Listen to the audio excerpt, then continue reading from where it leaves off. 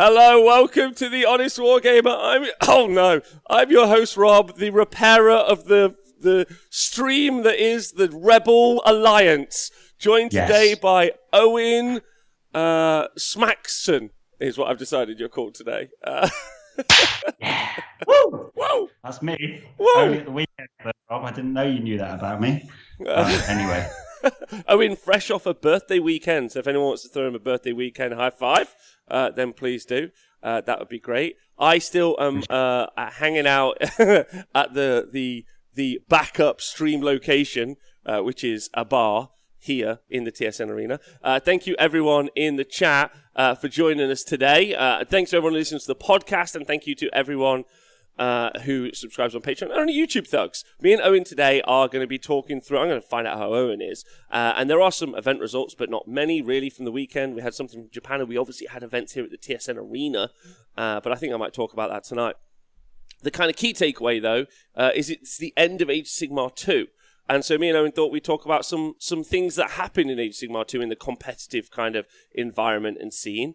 And I thought we would just take a trip down memory lane, a goodbye, a swan song, hors d'oeuvre. Is that French? No, that's before, not after an hors d'oeuvre. You could say it'd be a nightcap, perhaps. Oh, you love a nightcap. We know that. That's Yeah, we're gonna pour one out for AOS too, aren't we? We're gonna all stand around the coffin and throw flowers into the grave. Is that a bit too dark for a Monday morning? No, that's fine. That's a classic. That's a perfect thing. I want to say hello to everyone on the chat. Stop Hammer Time. Big love to you. Fuck me, I was just finally finished the Point Reaction podcast. What day is it now? How long was I out? A long time. Thanks, MJ Pegasus, for donating £1.69 to the show. Dark Design, good morning. Glad you had a great tournament. Sorry that I'm always down on tournaments to do my own experiences. Maybe one day I'll get over that. I really hope that you get out to tournaments, Darker Design, because I promise you they are the best way of enjoying Warhammer, in my opinion. Some people it's not. Some people it's your three friends who you have over constantly for 35 years and you don't like anyone else, and that's fucking brilliant. But I've been able to meet people like Owen, the wonderful people from the weekend, people from all around the world, and it's my favourite bit about it. That's what I like most about it, and thanks to Jog PLC for donating £20 to the brand new computer fund, because it is computed. Owen. Hi. I can hear myself, and I really hate it. How are you doing? Catch me up. I'm all right, man. I'm okay. I'm a bit tired this morning. Mm-hmm. I had a night out on Friday. For your birthday? For my birthday. Got in at about 4. Mm-hmm. And still recovering. # over 40. So yeah, no, I'm all right. I'm good. I've been trying to get my head around Age of Sigmar 3 a little bit this weekend, Rob. It's a pretty large and multifaceted beast, isn't it? It's exciting times, but it's also quite, I don't know, the quantity of changes is quite bewildering. So I've been struggling with a 2-day hangover and trying to get my head around a game that I love. So yeah, that's me. How are you, sir? You well? Yes, thank you. There's a lot to break down. We should talk some little bit about that, about your experiences. I'd like to talk about that. Thanks to Dreadwood for donating £10. That's fucking super nice of you, you cutie. That's so fucking big thumbs. Idiot Win says happy birthday to you, Owen. Let's talk. I'll just quickly tell you about my weekend as well. Thanks to Jens Morgan for donating £6.90, and he already donated some money the other day, so stop it. Yeah, Morgan's also got an excellent video, which I'm halfway through up on his AOS List Lab show. If you guys want to go and listen to it, I'm halfway through. I'm listening to the rest later. Looking forward to it. Good. We obviously ran an event here at the TSN Arena over the weekend. 2 of them, my first 2 tournaments. Owen, you'll really like this. First one I ran on BCP, so Best Coast Parents, and it went fine. I was really nervous about it. I actually didn't sleep the night before pretty much, kept waking up, and I think I was too anxious about it. And then it went really fine, arguably hilariously fine. Like, it was just like, I was just walking around, like, what's your score? 18-2? No problem, put it in. Boof. Like, it was so fucking easy. And so that wasn't a problem. Thanks, Nurgle Matthew, massive love to you. And also thanks to King Carligan. Oh, thanks, King Carligan, for donating £10.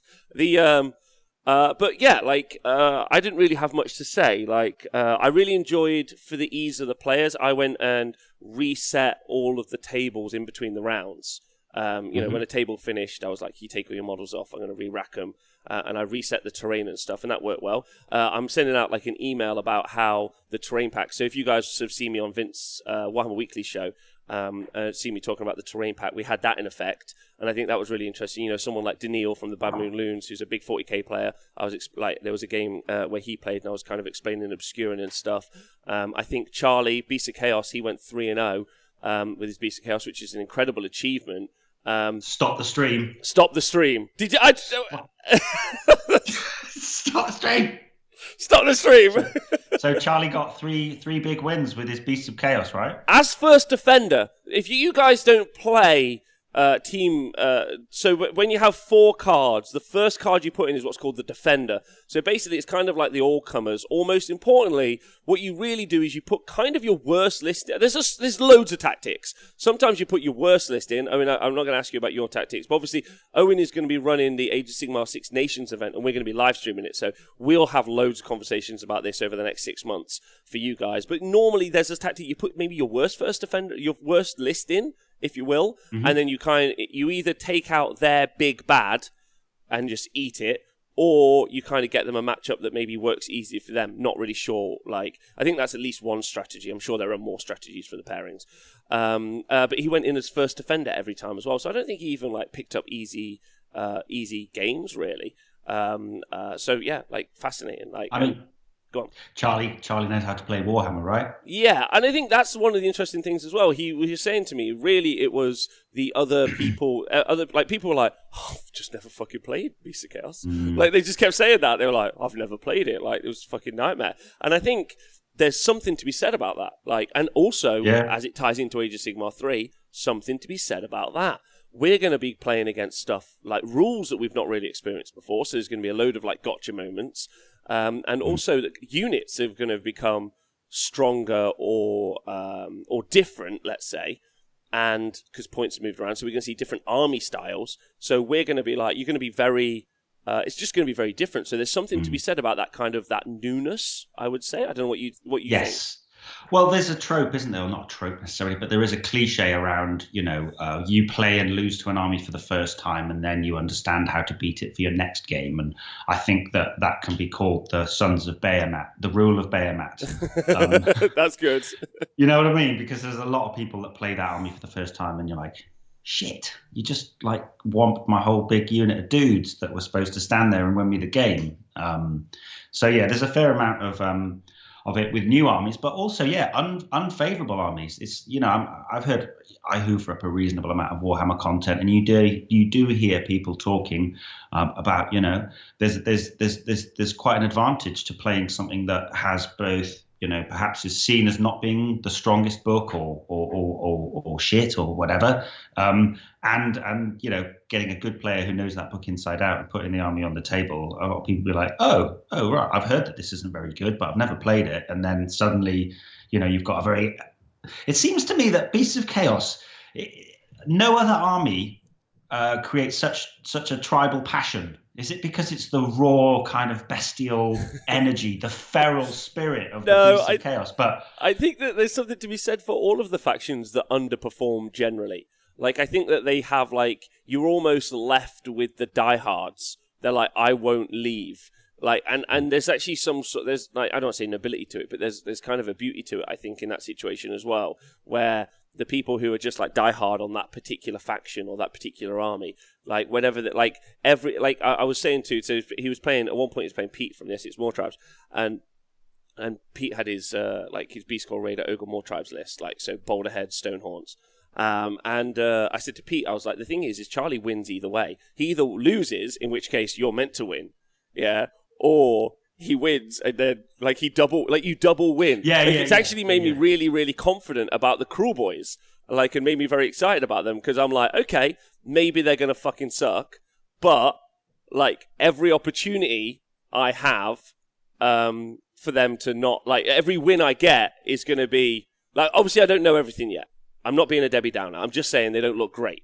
Yeah, but then if they are a mid-performing army, like with my Chaos Dwarves, every time I do well with them, you're meant to beat me. If you've got Seraphon right now, you're meant to beat me. And if I beat you, I'm the winner, right? Thanks, by the way, Pete, for donating £20 to the show, man. That's super lovely of you. So nice. You shouldn't have done that. Thank you very much. Go on, Owen. What, you got any more thoughts on that? Just the fact that I think, a couple of people in the chat dropping things in saying, I think Smorgan was saying the Jaws of Mork, like the Gits build. That was Squigs, another great example. Yeah, so I mean, I don't think that Games Workshop make any armies that are unplayable, right? There are just winners and losers. But if you've got a faction that you love and you learn it inside out, I think I see it a lot with Skaven seems to have a similar sort of pull on the heartstrings, doesn't it?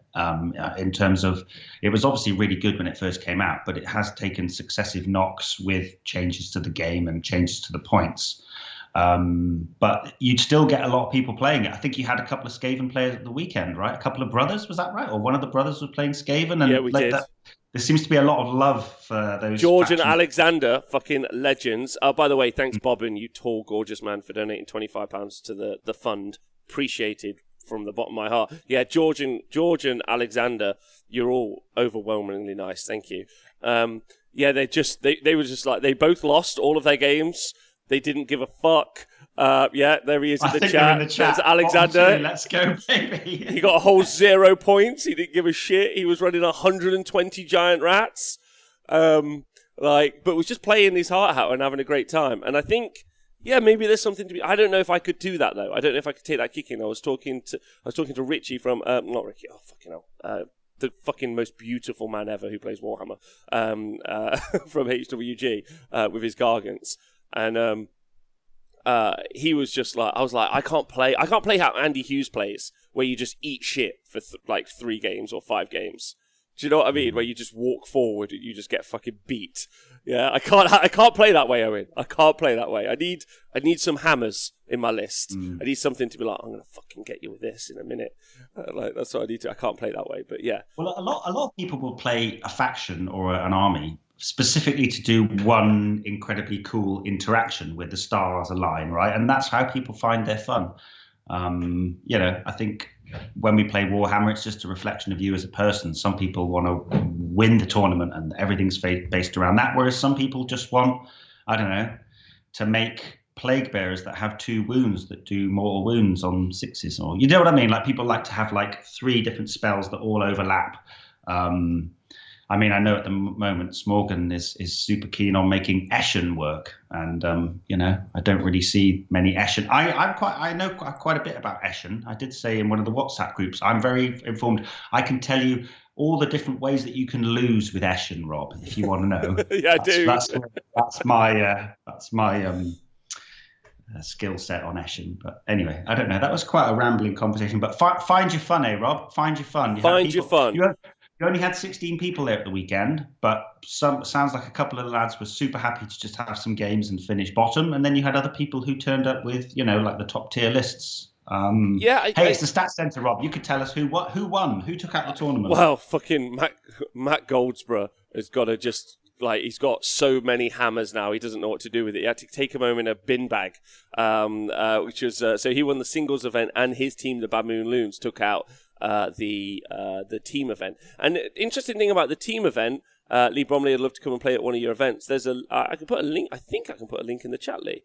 No, I can't put a link in the chat. I did have a link. I'll go grab a link for you now, so you guys can, if anyone wants to get a ticket, just give me a second. So the Bad Moon Loons took out. But the interesting thing about the team event, Owen, I'd like your kind of thoughts on it. Actually, is we didn't, because it's 4 teams of 4, okay? So, because that's the maximum we can fit in and the maximum that's allowed. And then I just had them all play each other, as opposed to, everyone played everyone, right? And the Loons won each one of their 3 matches.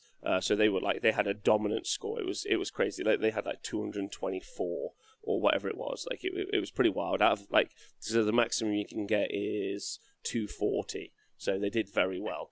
I mean, what do you think, Rob? Probably at this stage right now, there's probably no better 4-man Warhammer Age of Sigmar 2.0 team in the UK, right? there's no other team that's looked at all the lists and practiced and tried things and through the course of doing the Super Series. So no surprises there, right? And they're an excellent bunch of gamers. So fair play. Yeah, right. Incredible. Yeah, thanks by the way, MJ, for donating £6. Massive love. Yeah, so so Matt and his team did really well. Matt won with that Helon list, which was pretty rough. But also shout out to Tom Cunnell, who also went 3-0 with that pretty aggressive Daughters of Kane list. So on the singles event on the Saturday, both Matt and Tom. And then Matt just picking him on the secondaries by 2 points. But Tom Cunnell did an amazing job with his Daughters of Kane army. Like, really considered, really thoughtful, like, really, really solid Warhammer. Like, really fun watching him play. Like, just a lovely bloke. And so they didn't happen to run into each other in the singles event, so they both went 3-0. And Tom was running, like, what you would expect, right? I think he was running Keltnar, actually. Double check. Yeah, he was running Keltnar, and he was running those 15 Bloodstalkers with Marathi, and then he had like the 2 units of Shadow Stonkers. So he had kind of what we think of as the DOK list.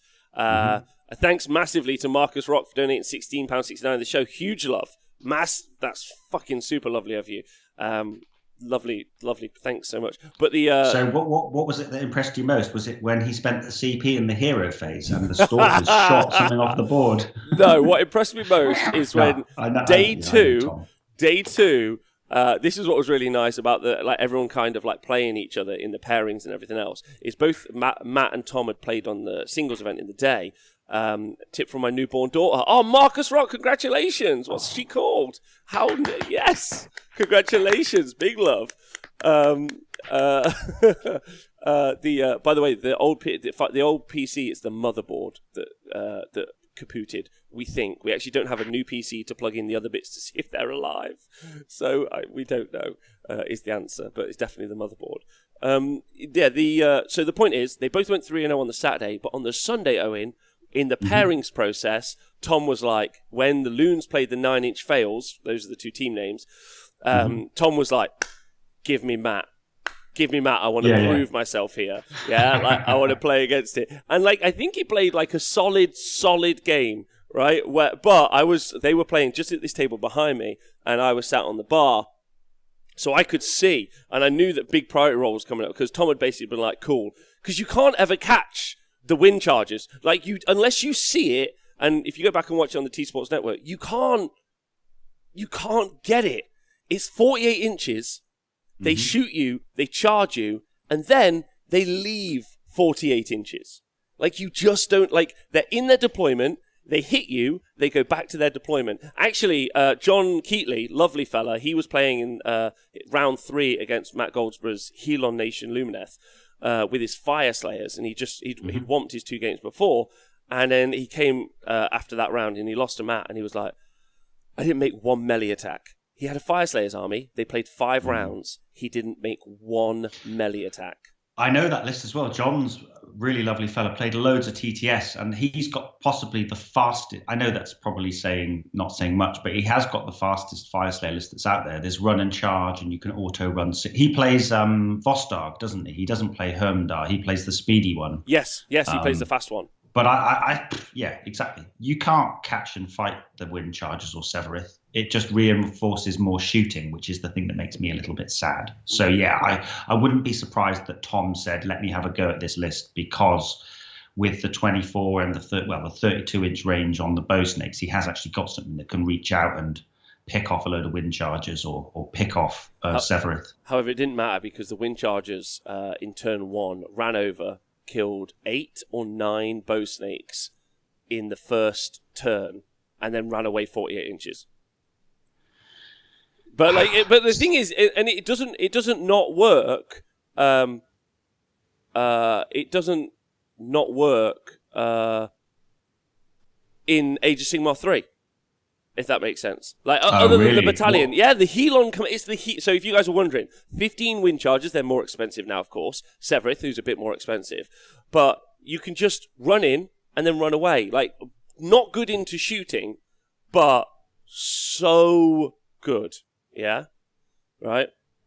Anyway, phenomenal. So, well, I mean, yeah, it sounds quite. Well, we watched it at the Super Series, and I'm sure you had a. So, did he play that all weekend then in both teams and in singles? Yes.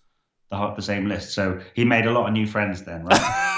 The thing is, Matt's lovely. Don't get me wrong, but it's just I think it's got the potential to be proper feels bad, that list, right? Oh, listen, 100%, right? But like, there's so much happening with that. So like Matt Roberts, Matt Roberts and Matt Goldsborough played. They both are running Luminesce. They went into a mirror match round 3, and Matt was running like more traditional techless Warden Sentinels versus it, and he's just like, I'm just going to go buy some kangaroos. Like, and they were like talking about it, and they were just being like Luminesce bros, being like, yeah. That is better. Let's do that. Like, they were just like fist bumping. They were like, I can't wait. He was like, I can't wait to do this back to the lads when I get home. I'm going to go get myself 15. Like, no. So Matt's not only like playing the army, but he's also like some kind of acolyte spreading the good word. Like, mate, I know that you like all your long spears and stuff, but have you tried out one of these wind chargers? Have a look at these. He's like spreading the. They have gone up a bit, you say then, Rob? Yeah. They have. Everything went up a bit. They have. So before we talk, I'd like to ask you about Age of Sigmar 3 stuff, but we'll maybe do that at the end as like a look to the future. Should we should we just say our swan song to Age of Sigmar 2? Because I've got some stuff. I know you've got some stuff. Do you want to start, or do you want me to start? I mean, all I really did was I had a little look at what. Most of Age of Sigmar 2, certainly, us talking about lists and this sort of stature in general, it's mainly been, born out of the lockdown. So a lot of my sort of thoughts are based around Tabletop Simulator and all the tournaments we ran. I will do the odd one still, just for people who are interested or want to play. But it's taken a bit of a backseat at the moment. But yeah, looking back, I mean, pretty wild time. We had quite a lot of books which didn't ever have the opportunity to be seen on the table, did they? So it was only in the digital realm that we saw, the real power of Seraphon, and Luminesce came out and was a purely TTS army for a while, wasn't it? Same with the Sons of Behemat. I saw my first, with regards to that, I saw my first in-person mountain spirit, goat mountain for Luminesce Realm Lords. They're tiny. They're massive in TTS. They're not as massive as you think. So this is like Avalinor and the Stoneheart King. And stuff, I was like, why are you so little? Thanks, Obi-Wan. I mean, they're not that big. Come on, Rob. It was tiny, man. Like, I was like, maybe just TTS because your screen's huge. So it was like, okay. I don't know. But maybe also the mountains don't grow that big in Hish. Yeah, that's true. Maybe they're just not they just don't have the geology for it. Yeah, that's the right terms. That's the right term. Yeah. I just don't want to talk about growing rocks. So, like I say, I mean, I'm going to really lean into. I just had to think. I did a few notes, Rob, and I'm just going to throw a few things out there. These seem to be like the trends or the big things that happened in competitive Warhammer in 2.0. You had TTS where people don't have to buy models, so you could run anything. Yeah. And I think that manifested itself very early. With the new Seraphon book, didn't it, Rob? Yeah. And we had people running lots of salamanders in Dracothian's Tale. So Josh yesterday was running salamanders, and it was so fun to watch people be like to run Callum run his Stonehorn, his Frostlord Stonehorn at kind of like in Knife to the Heart at Seraphon Castle, and he was like, I've got him here, I'm in the bunker, and Josh was just like looking at his like 3 to 6 salamanders that was off air, like off screen, and I was like not on the table yet, and I was like, okay, and then he landed down, and then Callum was like, what do they do? And then later on everyone was like, there used to be 80 points. And at that time, at the start of TTS, they were 80 points, right? Yeah, and you get people running 3 or 4 units of 3, which was pretty wild, right? I think we saw Obaid, who was with you at the weekend. Yeah. He ran against Mark Brooks from Team Wales and just hosed off a whole Blight King spam army. Incredible output. And I mean, you think, oh God, that was awful, but there's still only they've only gone up to 120 for 3.0, haven't they? So I do see a lot of people are talking about single or multiple twos. Obviously, you can only get a unit of 2 salamanders now.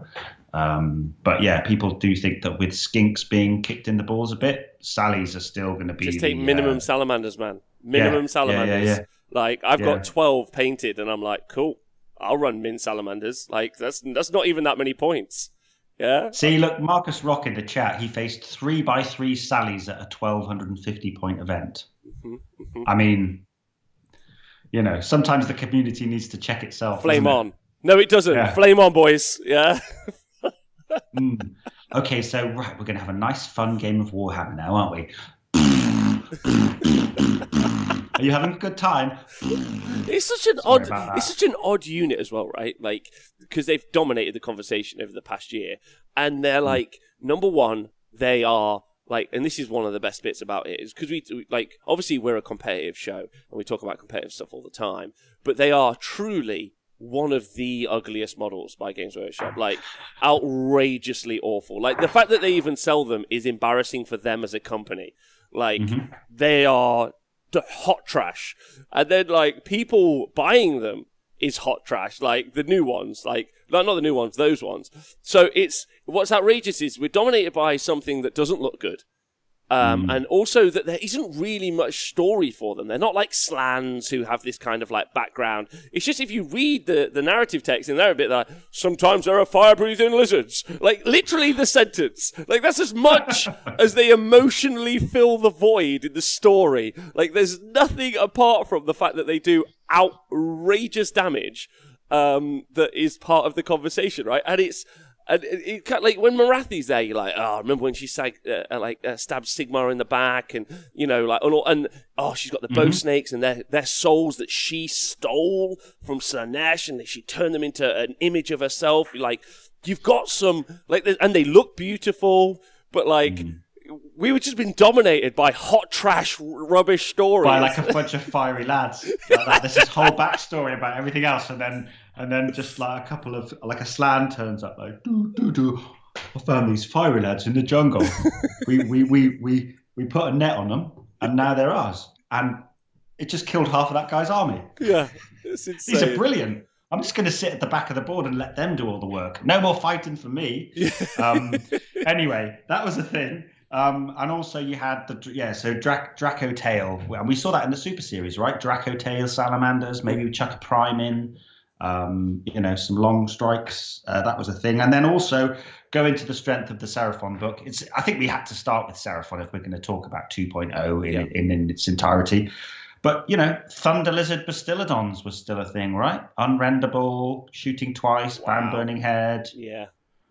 And I mean, that was a fun kind of time on the internet as well, where someone was like, hey, it's unrendable unless it takes some wounds. And that someone else was like, okay, walk me through this step by step. And you were like, I actually don't think I can. Like, I don't think I know.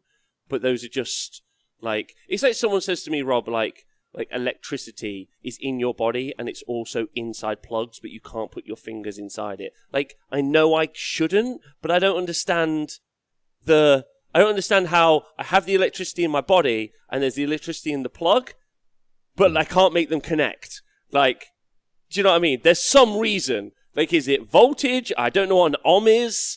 Like, I'm not sure. Like, have we got electricity in our bodies, Rob? Is that what you're telling me? Yeah, I don't know if it's too many wattages. I didn't know that. Is what I'm saying. Storm Bros, yeah? Yeah. Stormcast, yeah.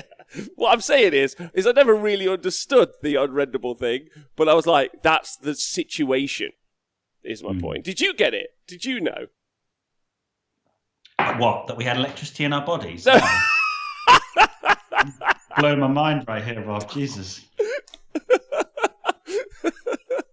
No, it is funny. It is interesting trying to figure out why GW makes certain things good, and we did always want the Seraphon to be good, didn't we? I mean, you're a Seraphon player of old, right, Rob? You wanted to get your stuff on the table. You wanted to get those Saurus Knights dusted off. No, OG Seraphon player, actually. I'd say I was the OG Seraphon and Sylvaneth player. Not that I get the credit for it, but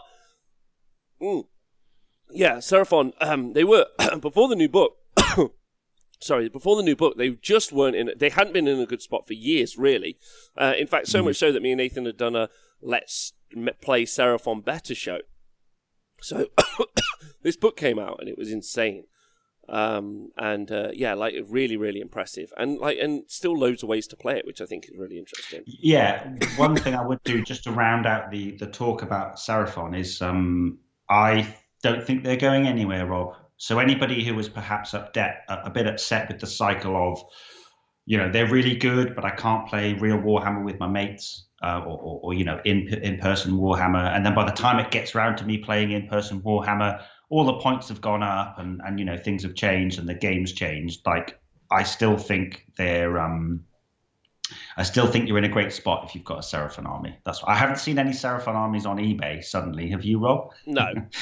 So I think moving forward, expect to see Seraphon. It'll be different, obviously, with the reinforcement changes and stuff. That's. I think if anything, it plays into on. some of their strengths. Ripidactyls are still good. Ripidactyls didn't even see play, and they were good, right? Which is kind of key. So there's loads there. There's loads from that army to play with, I think, and they're in a good spot. What about Tzeentch? Are we doing Tzeentch next, Owen? Yeah, Tzeentch is in there. I tell you what, we can make a game of it. I've got 1, 2, 3, 4, 5, 6. I've got 7 books that I thought were the prevalent, like the big threats. Yeah. And then I've got 5 or 6 other little fun builds that popped up over the course of the year. Okay. Tzeentch are very much in the sort of the top. I think our heads go straight to Host Arcanum Archaon now, because that ended up being almost like the crystallization of all the different ideas around Tzeentch. I can see Stuart's in the chat, people like Casper Agdal, obviously Stephen follows, but I think you can actually go all the way back to before lockdown. Mark Wildman running Tzeentch Archaon at Sheffield Slaughter, where we did the coverage. And really and truly, apart from a few points changes, that list didn't. He played it slightly differently. He had 10 knights, didn't he? And he was using Host Duplicitous, which is Stuart's favourite. So no retreat, and he was putting Geminids in there, so -2 to hit. But I think that the tech of we saw it in the Super Series with Luke, that Tzeentch list. But outside of that, Antu and others using the Eternal Conflagration, with the Change Host. Yeah, Change Host, and we saw Daniil play at the Super Series. Yeah, there's and then we saw it also play in Australia quite a bit as well. I don't think we saw Tzeentch Archaon quite as much in Australia, which is interesting. Although there was an event, I think, with like 8 Archaon. No, that was a TTS event. No, you're right. There was a lined up Archaon. I think there's about 8 Tzeentch, 6 Tzeentch ones, and a couple of Slaves ones. Yes, that's right. At the Australian event, yeah. Yeah, that was great. Yeah, I think an Archaon's still going to be a massive threat, but you're right. I would actually say that there's so much in that Host Arcanum list to talk about, because we saw Change Host play, obviously, in Eternal Conflagration, where you got the +1 rend, and that kind of worked, and I think still works. Well, it still did work up until now, where I think changed the Change Host and also the points on Flamers, RIP Flamers. I still think they're good, but they're very expensive now. 175 points for 6 wounds is nuts. So you probably Owen, like crazy. Wow. But like the kind of key takeaway I would say is that that you got so much from Host Arcanum actually, and that you still will continue to get so much from Host Arcanum, that it really goes to show the power of a sub-faction and what a sub-faction can bring to the table. It was, you got a pre-game move for D3 flying units. Huge. Especially when you wanted to bring spellcasters into range to do a certain thing. Or, more importantly, you wanted to bring an unbind into range. In fact, actually, here at the here at the Tribes event at the weekend, saw Cities of Sigmar with the bridge wanted to be played. And then it was just the pre-game move immediately, which put a caster within 30 inches, because obviously they pre-measured, they're like, right, I'm outside of 30 inches, and then pre-game move put them within 30 inches, and then in the first, third, and fifth round, Host Arcanum can just automatically unbind a spell, which is massive on top of the Destiny dice. They're just like it's like a free 6/6 Destiny dice, like in the pool, 3 times. Like, it's mad. If I said to you, if I did it the other way and said you can add 6 6s to your Destiny dice pool, like, you'd be like, yeah, I'll take that sub-faction, thanks. like thumbs. Yeah. There's a couple of interesting points in the chat. And as you were talking, it got me thinking. So I think War Machine and I are on a similar sort of train of thought here.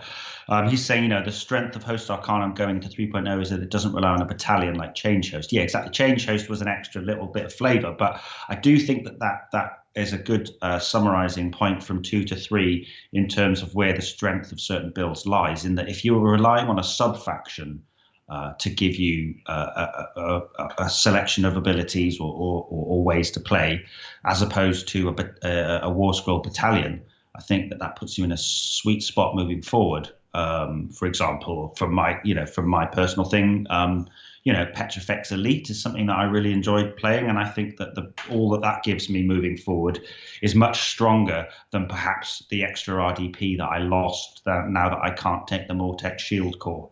So I think that would actually probably be an interesting one moving forward, just for people to have a look at or have a think, is that, with your book, if you've got a decent selection of sub-factions, that will soften the blow of losing perhaps some War Scroll battalions, and then it'll give you more points. You're not spending 180 points on Change Host anymore, are you? Anyway, just a little thought meander there. I think the change is going to be particularly massive, because if you weren't playing much Age of Sigmar over the past year, actually Age of Sigmar 3 is a really nice, right, time to kick back in now, bosh. But we've all, you and me and the gang, thanks to Old Mongoose for donating £6.69 to the show, hugely appreciated. You, me and the gang have kind of really got into it.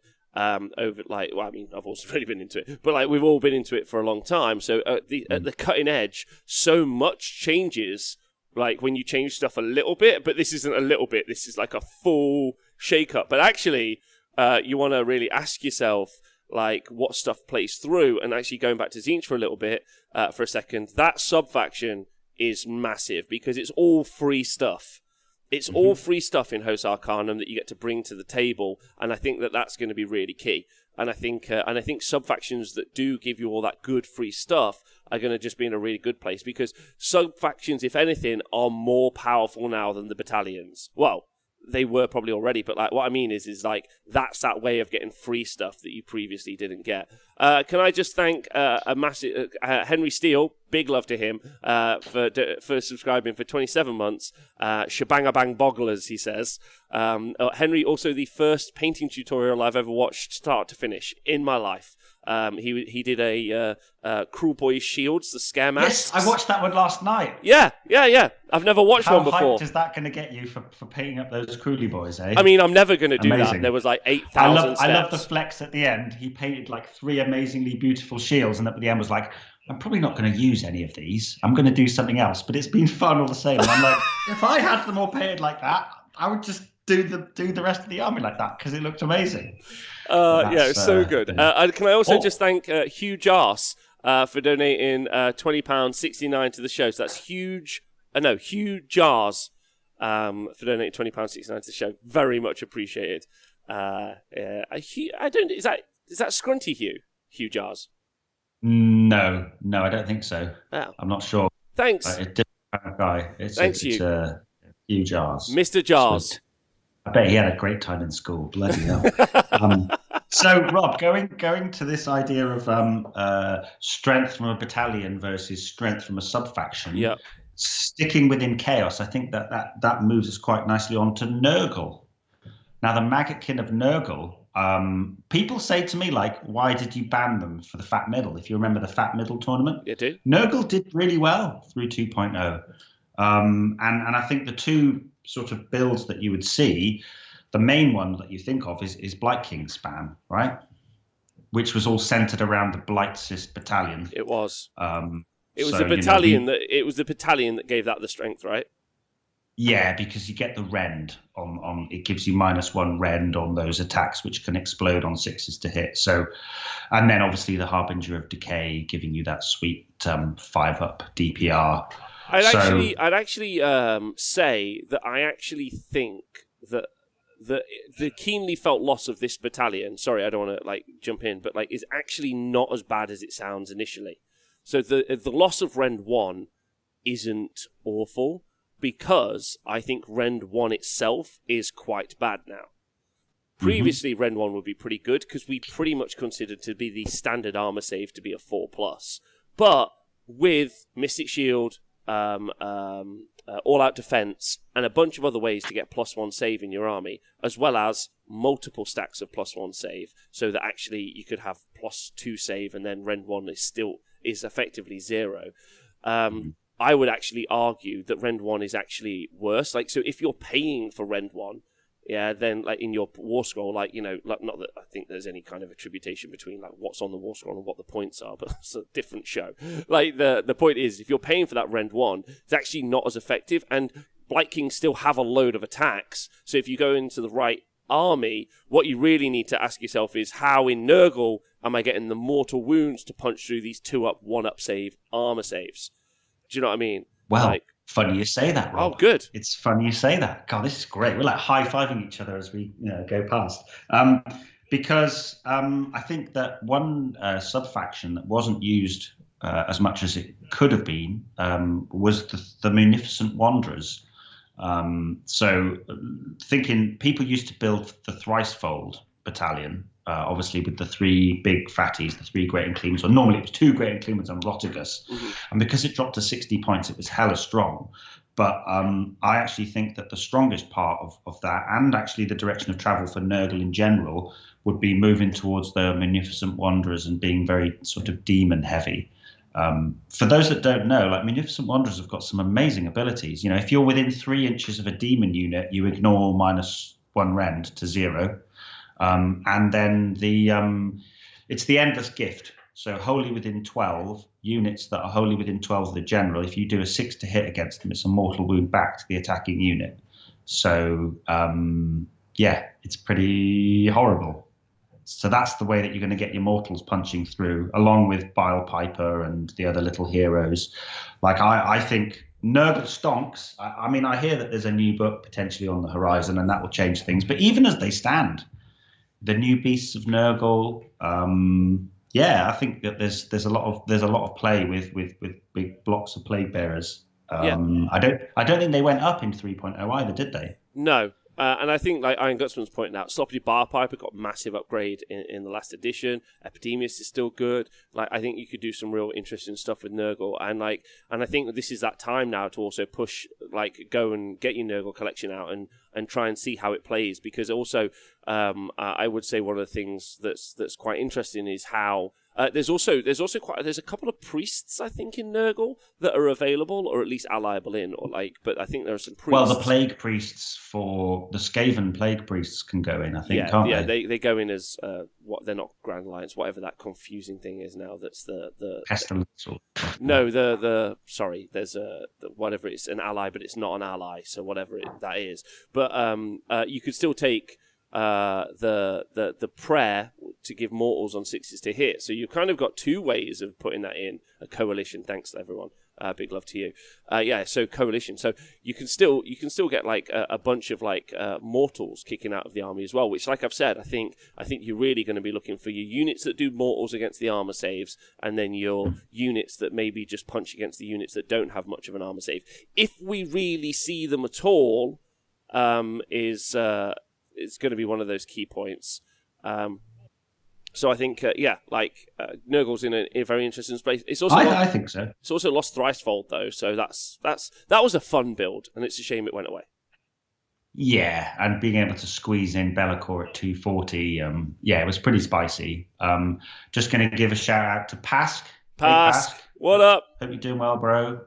He's saying that he's got the last round of his Butcher's Ditch, which was some of the lower strength books. It looks like he's saying that, Cities and Slanesh. Maybe I'll catch up with you this week and we'll have a chat about the tournament next Monday, perhaps, Rob. How about that? I'd love that. So sticking within Chaos, there's one more Chaos faction that I felt was... Actually, no, they're more in the hipster end of things. We could round out Chaos if you wanted, or we could stick with what I saw as the big bads through the course of the year. Let's go big bads. So, another guess, Rob. I mean, throw it out there. What do you think? IDK. I don't know what people are going to do without offensive eels. That's what it stands for. I mean, they're cheaper than Kernoth hunters with bows and with swords, right? So. Why? Like, I'm sorry. That's just what the hell? I was left. Well, I'm still emotionally recovering from that, but that's fine. The truth. Yeah, because Volturnus definitely meant to be -1 to hit for like a 6-month period. That was definitely what they were going for, right? Damn. He had Void Chill Darkness, and now it's been agreed that you can't put mount traits onto named characters. Yes. So that hope you had fun with that, bloody Deepkin players who didn't need another leg up. Damn it. Anyway, I'm just being silly. But no, Gilboy gang, as Colonel Cabbage is saying in the chat. You had Sven shocking the world with like 11 sharks just hosing Archaon off in, was it one turn, Rob? I can't remember. It was at one of my tournaments. We saw the 11 I think he did about like 15 or 16 wounds to a kind of already wounded Archaon. But that was so good. Can I just thank Pregnant Mongoose for resubscribing? Big love. Appreciate all of you. The eels have gone up, but like obviously, I mean, there's not really much to say about IDK other than the big update that kind of happened when we saw the Broken Realms book. Exactly. Just reintroduced us to them and in loads of other new and interesting ways, and actually gave rise to kind of the Tom Gilboy kind of build, which was the defensive eels with also the turtle, so that they're sat on that 2-up unrenderable save, which is a fascinating, like much less of the trading game that we used to see with the. Eels have been like an evolution, right? They were like 9 from Deep Strike, +6 to charge. I win. Yeah, to units of 3s trading objectives. Yeah, all the time, and then we went to this kind of final iteration, the Gilboy version, which was like the turtle and then the defensive eels, and then having them on that 2-up armor save, which would just run forward turn 1, and it would be like, hit me with your whole army, daddy, and then like they do nothing. Yeah, or the best you'd kill is 140 points of defensive eels. Yeah, like you like. It's absolutely wild. The amount of times he just went, right, here's 6 Ishlean Guard, and you've got 3 Stonehorns. Man, don't give a fuck. Just come at me. And then like, okay, you've killed 3 of my Ishlean Guard or 4, and now my turtle and my sharks and Volturnus are just going to lift everything off. It's pretty wild. I mean, you saw people go for the 4 Leviathan build. I think Age of Sigmar. Seb ran 4 turtles. It goes to show with a really good book that you can, build a little, much like Seraphon, build a little core and then have loads of flavor all around. And I think that everything's still incredibly fast. Everything flies. It all benefits from some of the best allegiance abilities in the book, in the game. Very interesting new book for them would be. I would be very interested to see, because GW are historically rather heavy-handed, #Slanesh. So, they don't seem to want to rein in the Ideneth, do they? Never. Elves get a free pass of all the time. Realms. The time. Eels have been the slipperiest. Thanks. Unit in maybe all of Age of Sigmar. I don't think there's been a undercosted unit like them for the whole. Because they're on a book that's nearly 4 years old. Mm-hmm. Yeah, and those offensive eels have gone up. They're now 195 for 3, but they started out much lower. And they have been persistently undercosted versus other stuff in their category. Even if you take like Enlightened or Skyfires, Enlightened cost more points, and for them to be good, you have to hit them first. I've got a 5-up save. Yeah, madness. It's madness. Skyfires are more expensive. You're talking about those like uber fast and able to dish out stuff. It's been a fascinating time to kind of like cover them. But Ideneth over the past at least, I would say 6 months have been more interesting in Age of Sigmar because people have been flying around with the turtles and other stuff. And also the rise of the shark meta. The sharks got a massive upgrade. And actually one of the armies I'm going to 3D print there's a really nice kind of like alternate, like aquatic gun unit, let's call it. Mm-hmm. And so I'm going to build myself maybe... I love that. Aquatic gun unit. I know everyone in the chat went, salmon cannon. Is it a salmon with a cannon on top? Yeah. It's literally a plastic toy of a salmon that I've just put a 40k gun on. No, it's not that at all. It's actually really awesome. I'd go get it. It's over there, but like it's really awesome. But the point is I'm going to like put like, I don't know, maybe 8 to 10 sharks on the table. And I think that's because there's some good shooting with the Leviathan. There's some good shooting coming out of those, and actually one of the things that they really needed, I think. Yeah, I do think 2 things. I quite like if we just have a little nod to the future. I'll go get it while you carry on, Owen. You do. Okay, I'll try and vibe it. So I'm not sure what people in the chat think, but obviously the fact that you can't stack Volturnus's command ability obviously keeps them in check. But I do think +1 attack to to 3 units is still super strong. So yeah, Volty not stacking is a good little rein in. Just saying to the chat that Volty not stacking is helpful, Rob. Yeah. The reinforcement. Oh wow, that's amazing. You got to get that on the table, man. I know. Look, he's carrying little for podcast guys. He's kind of like a giant Murloc. But yeah, I'm doing 10 of these. I'm getting strong harvester vibes, man. I've been looking at my Gothazar harvesters, and he looks a bit like a sea harvester. I've got some. If you want some alternate harvesters, baby, talk to me because there's some cuties. But anyway, let's continue. And then also you've got things like the reinforcement points means that you're not going to see quite as many pairs of sharks. Because the 2 sharks in a pair was really strong. So that holds them back a touch, but then that's countered with sharks with Rotarius net launchers doing Unleash Hell, so that your opponent can't pile in when they charge you. Crazy good. Good. Although maybe less useful when we're going to see more elite/monstrous units because you're already connected, right?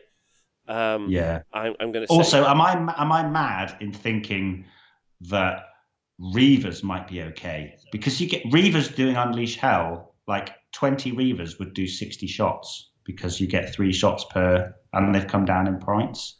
I guess it depends. I guess it depends what's hitting them. Like I've said, I think one of the key takeaways that I would immediately look at in Age of Sigmar would be looking at how I deal with 2+ armor saves. I think that's going to be the first stumbling block that people are going to have for themselves. People are going to walk into it and be like, "What am I like? What's going to be my problem?" And I think as soon as we see those units painted up, or not even painted up, like there's going to be a lot of 3-up armor saves just straight off the bat. People are going to be throwing Mega Gargants at you with a 3-up save. They're going to have a 3-up save, a 5-up DPR, and a rerollable 3-up save on 40 wounds. Yeah, that's not nothing. Okay, so you got to ask yourself, how are you going to punch through that, and what you're going to do? And I would say that kind of that's one of those key takeaways for me.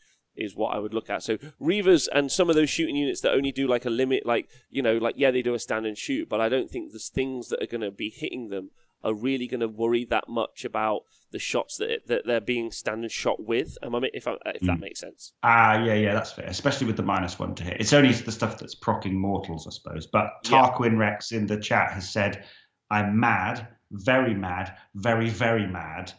So I think perhaps the fever dream where I had loads of amazingly painted Reavers all over the board, I think that needs to maybe stay in my dreams and not on the tabletop, Rob. Yeah. That's one. So talking about elves shooting things, we can either talk about Luminesce or Daughters of Kane. Daughters of Kane next. Let's talk about Daughters of Kane, because I love this list. Yeah, I mean... love is, it's dangerous, isn't it, love? I love you so much. It is. Love is a dangerous thing, a beautiful thing sometimes, but love lifts us up where we belong. All you need is love. That's, by the way, the start of the Elephant Love melody from Moulin Rouge, if anyone's a fan of musicals, and mashups. Great tune to listen to. Anyway, Ewan McGregor is in that, and he's great. Love will tear us apart. You've got it, idiot wins. The Daughters of Kane, really good with the bow snakes, and Love is a Battlefield. You're all brilliant people. Yeah, keep it coming. I'm into it. It's brilliant. Keep it coming to chat. The bow snakes, Love really. in an elevator? Yeah. Warhammer. Ever played Warhammer in an elevator? Weirdest place you've ever played Warhammer, Rob? Go. Weirdest place I've ever played Warhammer. Don't say somewhere in the north of England and upset a load of people. No. I mean, probably the Frontline Gaming Studios, studio. I went over there when I was working for Games Workshop, and they were meant to go over and play Warhammer. That was kind of the reason that they were there. But really, I, as kind of the side guy, got made to play one of their side guys while they went all and talked about business. And then I had to make a list, Owen, of models I found on the shelf. I was like, I guess I'll take Scar Bloodwrath and some Blood Crushers, I guess, and and then they were like, haha, you lost. That's legitimately amazing. Scar Bloodwrath and Blood Crushers, the first two things you put down. Everything else wasn't. One Skull Cannon. That was weird. That was a weird time. They were like, do you want to play Warhammer? I was like, yeah. And they were like, here's some random stuff. Build yourself an army. And I was like, that isn't how it works, but okay. And then someone played like a dick-kicking cities list. Well, I wasn't cities at that point, but it was like a free guild list. And they were like, this is my tournament list. I was like, cool. This is stuff I found on the shelf. Let's go. I'm going to walk towards you and you're going to shoot me off. Much enjoy. Big thumbs. That's the weirdest place. What's the weirdest place you've been? Crimbobo, probably. Okay. Yeah, Crimbobo is a fucking weird place. That's fair. It took me a while to get my head around everything that was going on. But anyway, that was a nice detour, wasn't it?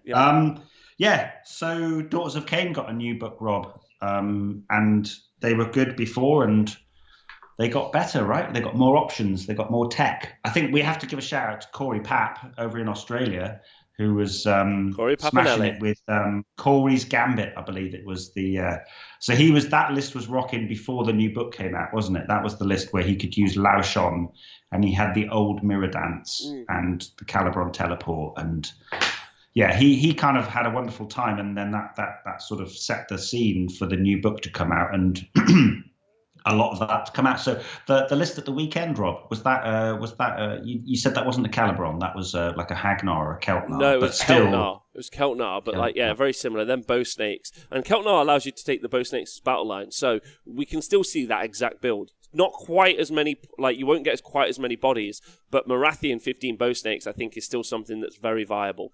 I really do. The one thing to say about it, though, is the two kind of builds you generally tend to see are either Hagnar, of course, or you see Calibron. Calibron for the teleports and the utility across the army. I think you're more likely to see the Hagnar variant as well now, because the Hagnar just makes the Bow Snakes a little bit more survivable, so that because you really it's that Bow Snake brick which is a 15, which is 500 points basically, that you're keeping them alive. That's really important because they're going to do all the damage. So Marathi plus them is just going to go do the work.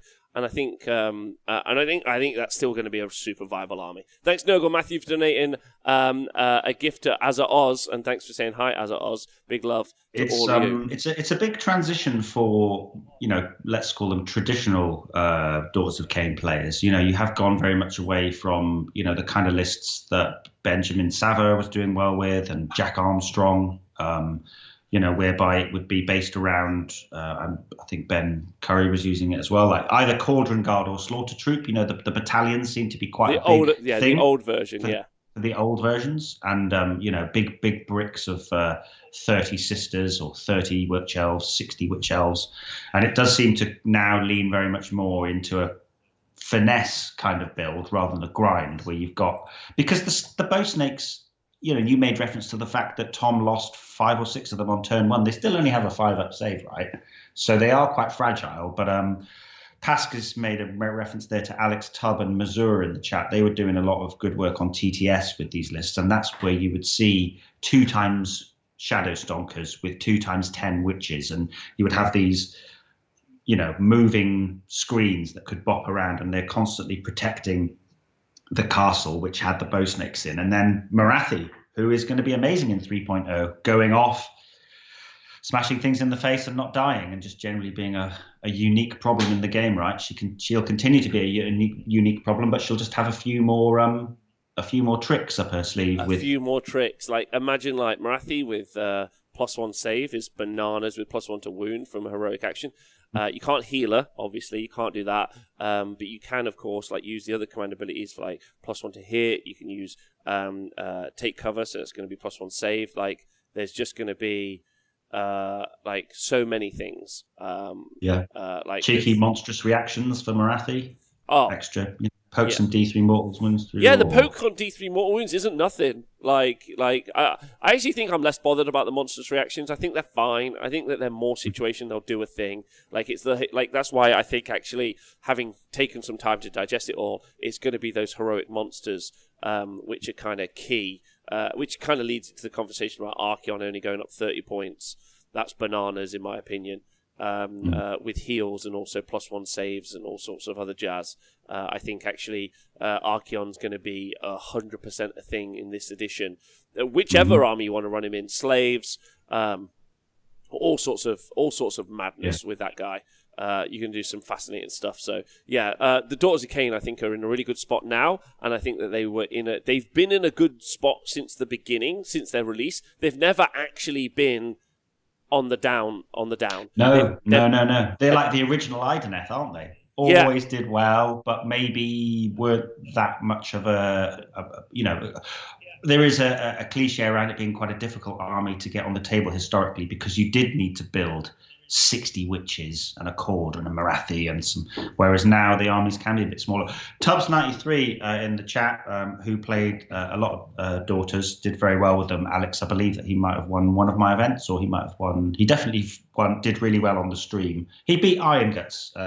So from Tubbs, coming from a perspective of knowledge, shouting out about the combat snakes, which obviously we saw Dayton from Party of the All Points do really well in one of my Hammer times. I think that list really did well with the Scath Coven, because the Scath Coven battalion used to give Battle Shock immunity, so he could YOLO forward a big brick of 20 snakes and not really care about casualties. But I'd still take the point.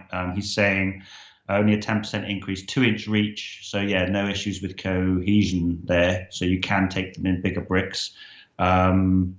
How many wounds are they? 2. They're only 2, aren't they? Yes. And they've only got a 5 up armor save, which is why I think you'll see Hagnar more, because you'll just and also you get access to Fanatical Faith as well of a 5+, which is good against mortals. So and also can we? You don't get it against mortals, Rob. You don't get Fanatical Faith 5 up. It's only against regular wounds. Yes, that's true. Sorry, I thought it was the other way around. And also, I was just going to say that unit of 15 bow snakes is kind of better now. You reduce it down to 1 or 2 bow snakes. You had no options before, but now you've got rally, and you can do that. Now you're thinking it through, and you're like, okay, I'll just keep rallying that unit. Same with 30 sentinels, like take them down to 2, and they're just like, cool. I'm just going to try and rally that unit over because rally is every hero phase. So rally. And given I did hoover up a few battle reports at the weekend, and there's lots of CP around, Rob. So these armies that rely on CP, or not rely, but are given incredible force multiplication through CP, with more of it knocking around, those bow snakes will be shooting every combat phase or every hero phase. And also, they will be unleashing hell if they are charged. So, I think it's Uthvich in the chat saying, I think we now have too many CPs. Let's see how that shakes down. I have been thinking with list writing and stuff, like, do I really need to build towards, CP or, because there does seem to be a hell of a lot knocking about. I don't think so. I think there's so much you could talk about in that particular front right now, but. And then we should talk about the other elves. We've got elves, and then we've got one more outside of elves. So we can talk about Luminesce Realm Lords now, if you like, Rob. Yeah, sure. So obviously they came out, kind of midway through the lockdown. Very much, they did seem very strong when they came out, and they continue to be strong going into 3.0. And, most of what we've seen, apart from obviously these new Wind Charger builds after the FAQ, we had the classic Techless Castle, which didn't do as well as you'd expect it to do. But I think that's... I don't think it did either. No, it's quite difficult to play. But then you put it in the hands of a very adept general like Sean over in New Zealand. Big Sean. Sean. I mean, he only ran it a few weeks ago, and apart from the new spell lore, the Wind Mage spell lore, it was very much like the classic. Let's call them Luminesce 1.0 lists. I mean, Tarquin Rex thinks it's bad, very bad. I don't know. I've seen good players beat other good players when they're playing their Luminesce I've seen them smash Seraphon.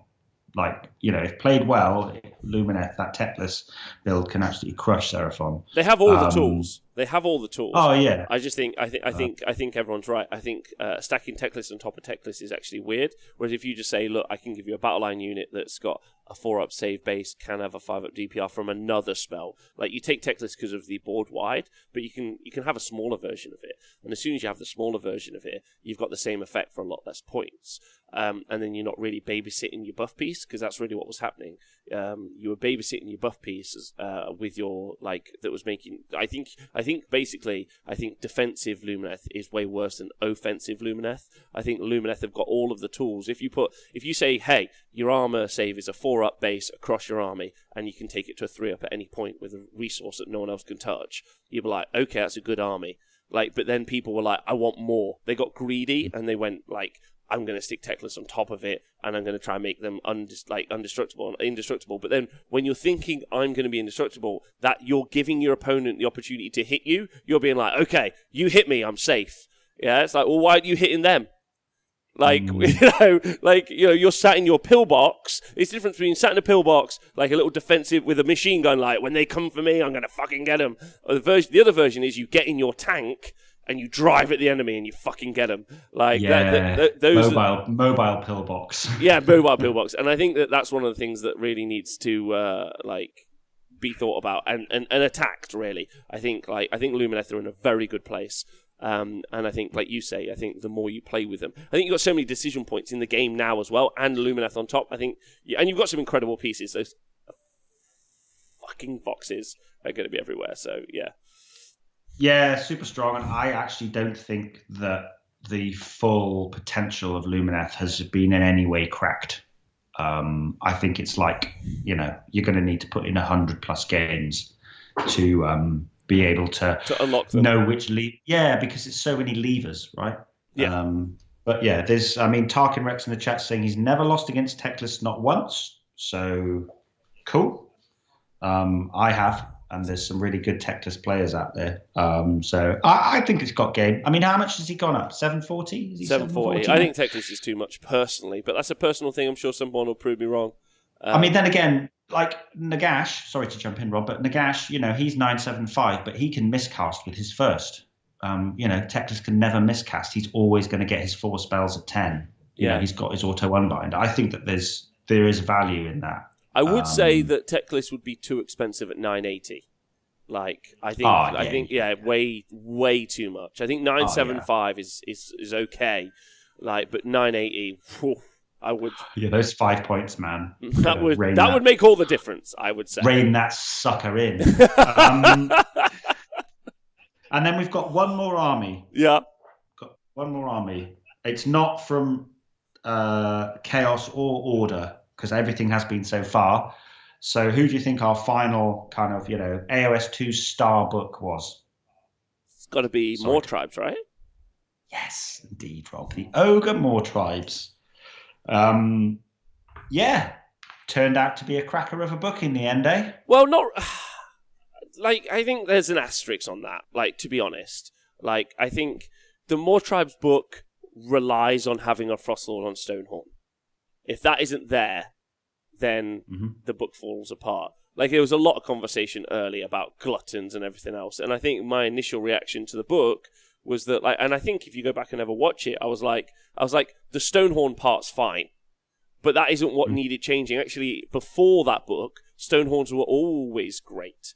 Yeah, they at one point were the dominant army in Age of Sigmar. It was Stonehorns and Battle Line Grots was the dominant army in Age of Sigmar. So we weren't really ever looking for Frostlords on Stonehorns to get better or be better, but they did get an upgrade with the new book. really, it was all the other stuff that never saw the table. So gluttons never saw the table. Man-eaters never saw the table. Lead belchers never saw the table. Iron guts never saw the table. Scrap launchers, Gorgeous. iron blasters, yeah, gorgeous. Gorgeous for a little bit saw the table because they were super cheap. They used to be like 60 points at one point. Like they were like dumb cheap. But like that was the kind of thing that you were looking for. And ultimately, I don't think that really saw play.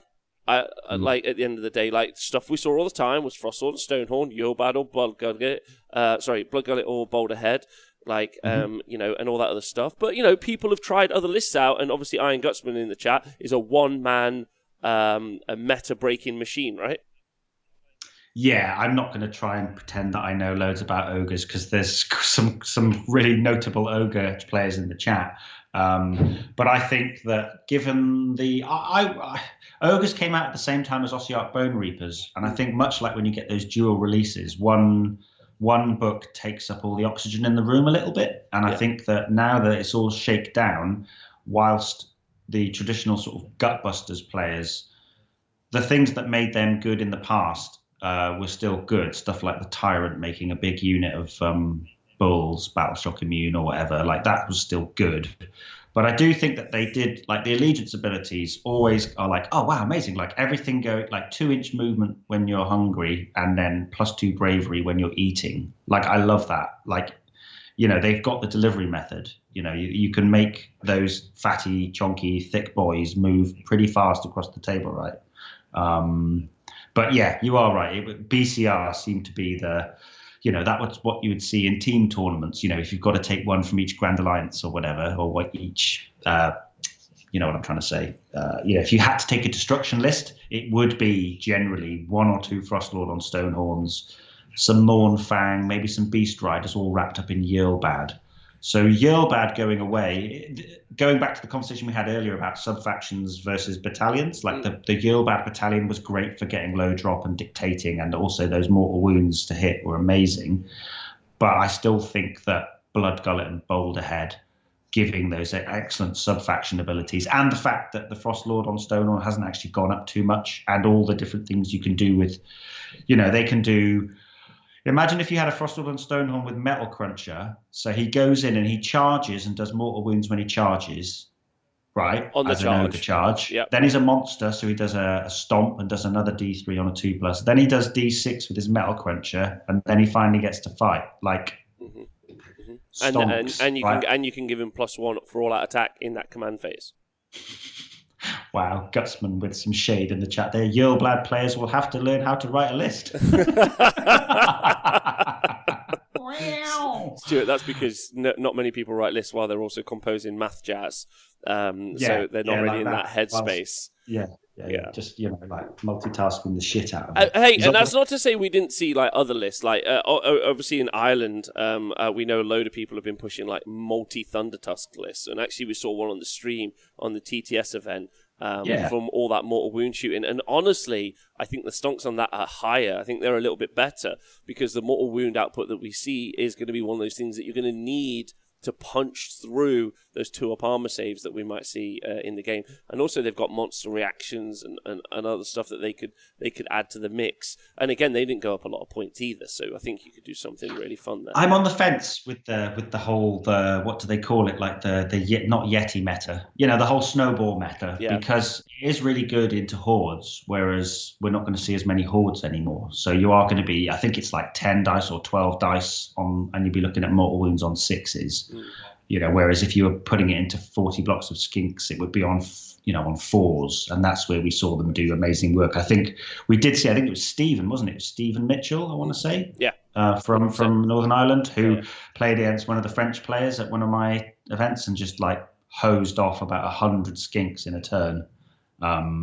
Against Fangs. I don't know if you remember that game. But so it was great. It was wonderful. Yeah. Loved it. But then conversely, we did see in the Super Series, we saw Rick Myhill. I had a chat with him afterwards, and you know, his Thunder Tusks were always the thing that were left alive at the end. You know, but everyone focuses down on the Frostlords because you don't care about that. No 5-up no 5-up DPR, very poor damage. You know, -1 Ren D3 damage on the Tusks rather than -2 Ren 4 damage on the Stonehorn Horns. So, you know, people are saying, "Oh, he's a priest," but you know, well, that was the thing. That was a great thing about Richie, right? So Richie was playing at the weekend. He was playing with his Mega Gargants, and I've seen Mega Gargants play a lot now. And I'm going to have to see so many more play in the next edition, but we won't talk about that for the moment. So many. And if you're a Mega Gargant player, like, I best hear a name for each one of your Mega Gargants. You've got 4 units you got to name. I haven't got time for you fucking around. I want people to get really weirdly narrative on it, like, just because they're super good now. But the thing I wanted to say was what I liked about Richie's playstyle was Richie was doing this thing where he was sending... Normally what we saw at the Super Series is we saw the 3 Megas and we saw the Gatebreaker run off to go do the damage. But actually what Richie was doing, he was just sending off the 3 War Stompers to do the damage. So he was like sending them out. And then, so you were dealing with all of these, like, these wounds, and then you were getting hit back. And then, like, the Gatebreakers were following up, which I always thought was the play.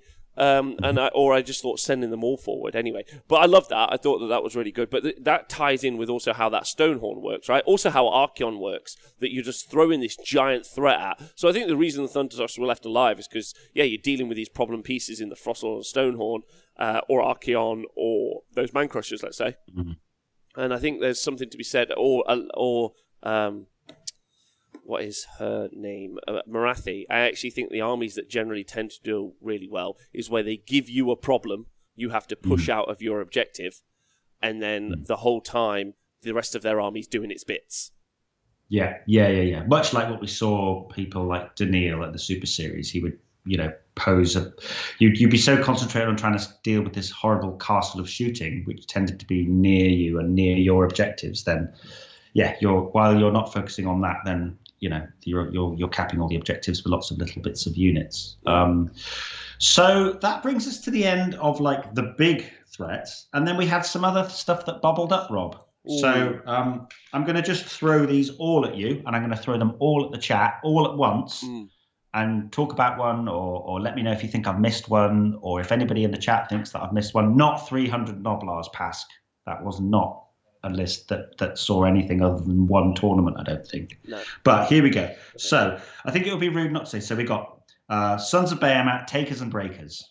Okay, they were a thing around a little bit. Slaves to Darkness, Knights of the Empty Throne. Oh yeah, play Touch Warband, baby. Smashbat. Smashbat played at the weekend. He played yesterday. Nick was running him. Nick Verdino. Amazing. He was like, Smashbat! Jaws of Mork. Bouncy Squiggy Boys. 45. Jiwan Noah Singh killing the internet with 45 of the little fuckers. And they'll never see the table again. Sad face. Stormkeep Patrol. Yeah, baby. That was a thing for about a fortnight, and then Adam killed it. By being shit. So that's the thing.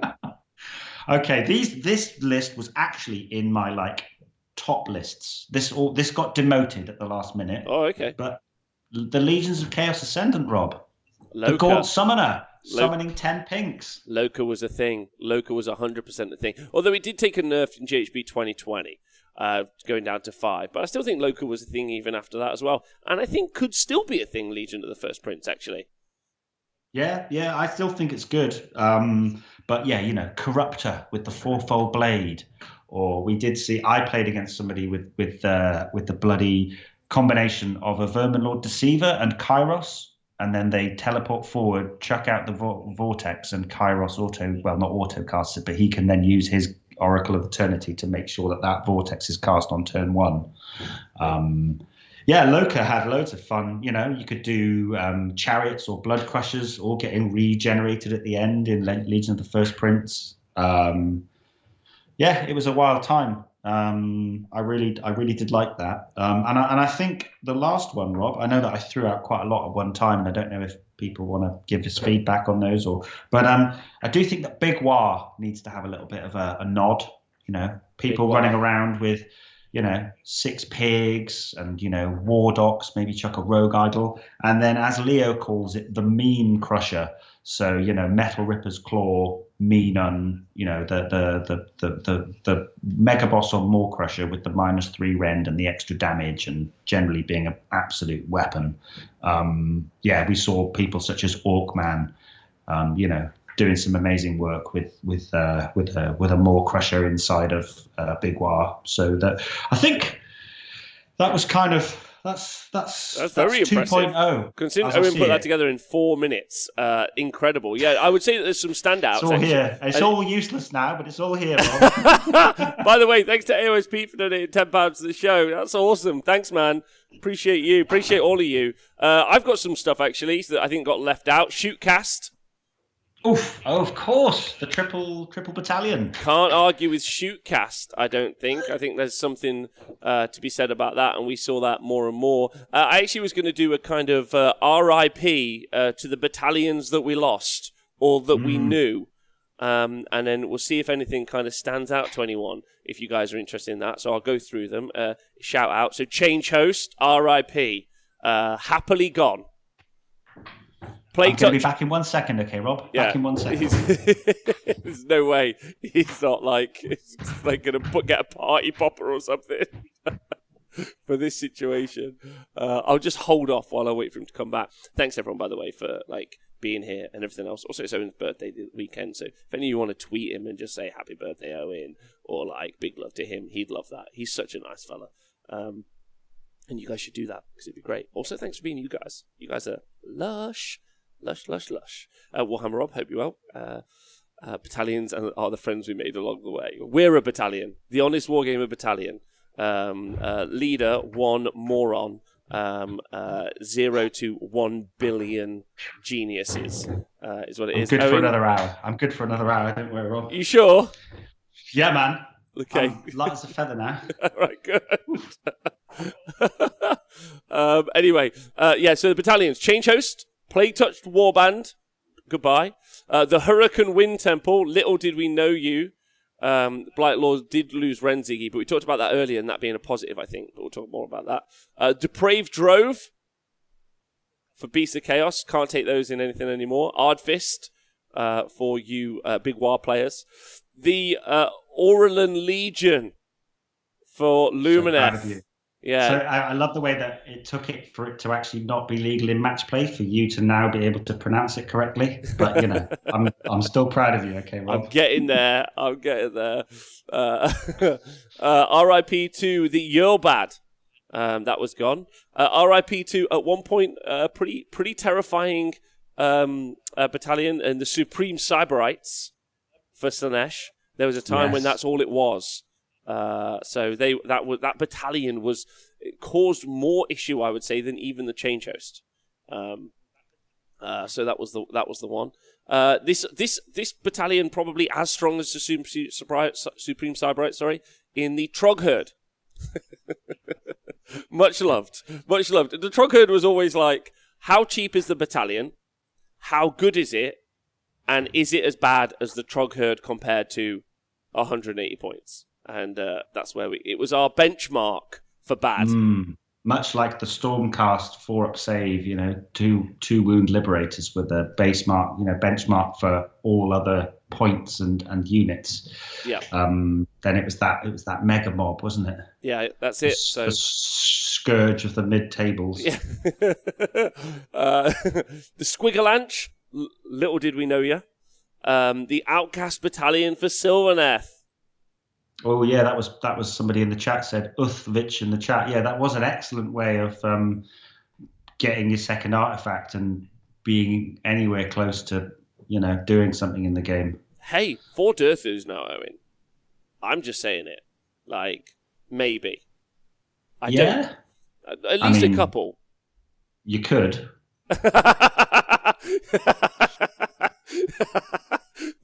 Oh yes, Gutsman in the chat. One person ran. What was it? Household Battalion. No retreat. With no retreat, Tree Lord. Yes. Yeah, crazy. With some sharks. That was the list. Yeah. Massive thanks to MJ Pegasus for donating £14.93 to the show, man. Thanks so much. Fucking superstar. And also RIP to... He's also a fellow Sylvaneth player. He's currently building himself an Alariello in. So... we got to get him out there. The Iron Sky Attack and Command Squadrons for KO. Yes, yeah. I mean, Aussies had a wonderful time playing the Attack Squadron in the jankiest way possible for a little while. Mm-hmm. So that was good for them. Everyone loved that. Tubbs93 is shouting out where my head went to, which was that Plague Touch Warband, and to a lesser degree, the Ruinbringer Warband. I think that Slaves to Darkness had some wonderful battalions that really, got them nice and low drop and like had some pretty fantastic abilities. Even the Bloodmarked Warband, I'm pretty sure we saw one of the Joels in Australia go 5-0 with Khorne Archeon based around the Bloodmarked Warband from the Slaves book. So yeah, they were quite expensive. They were in that 170, 180 kind of category. But yeah, Plague Touch made that Knights of the Empty Throne build, didn't it, Bob? So yeah, that was a pretty big one that players will be sad to see go away. Well, talking about Chaos ones, this one's for you. Tyrants of Blood. Oh, yeah. That was glorious, man. For a while. Was it? When you explained it. Yeah, I had the most fun ever playing at a 2,500 point army tournament with 5 Bloodthirsters. That's still one of my greatest ever achievements. That was fun. Okay. Smashed up Donal. Made somebody sell their OBR army after I played them on table 1. Did they sell it to amazing. You? No. Scarbrand double moved and smoked 15 Death Riders in one go. Old Petrifex Death Riders. And the guy was like, what? They do what? I was like, yep, see you later. It was brilliant. It was like the best fun ever. Amazing. But yeah, Brass to Spoilers.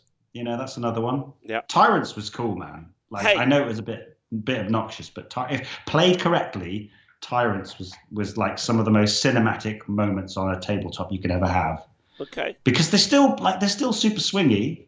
It's not like, okay, my Bloodthirst is going to be 2s and 2s, Ren 3, 5 damage. They were like 4s, re-rolling 1s, and then 2s.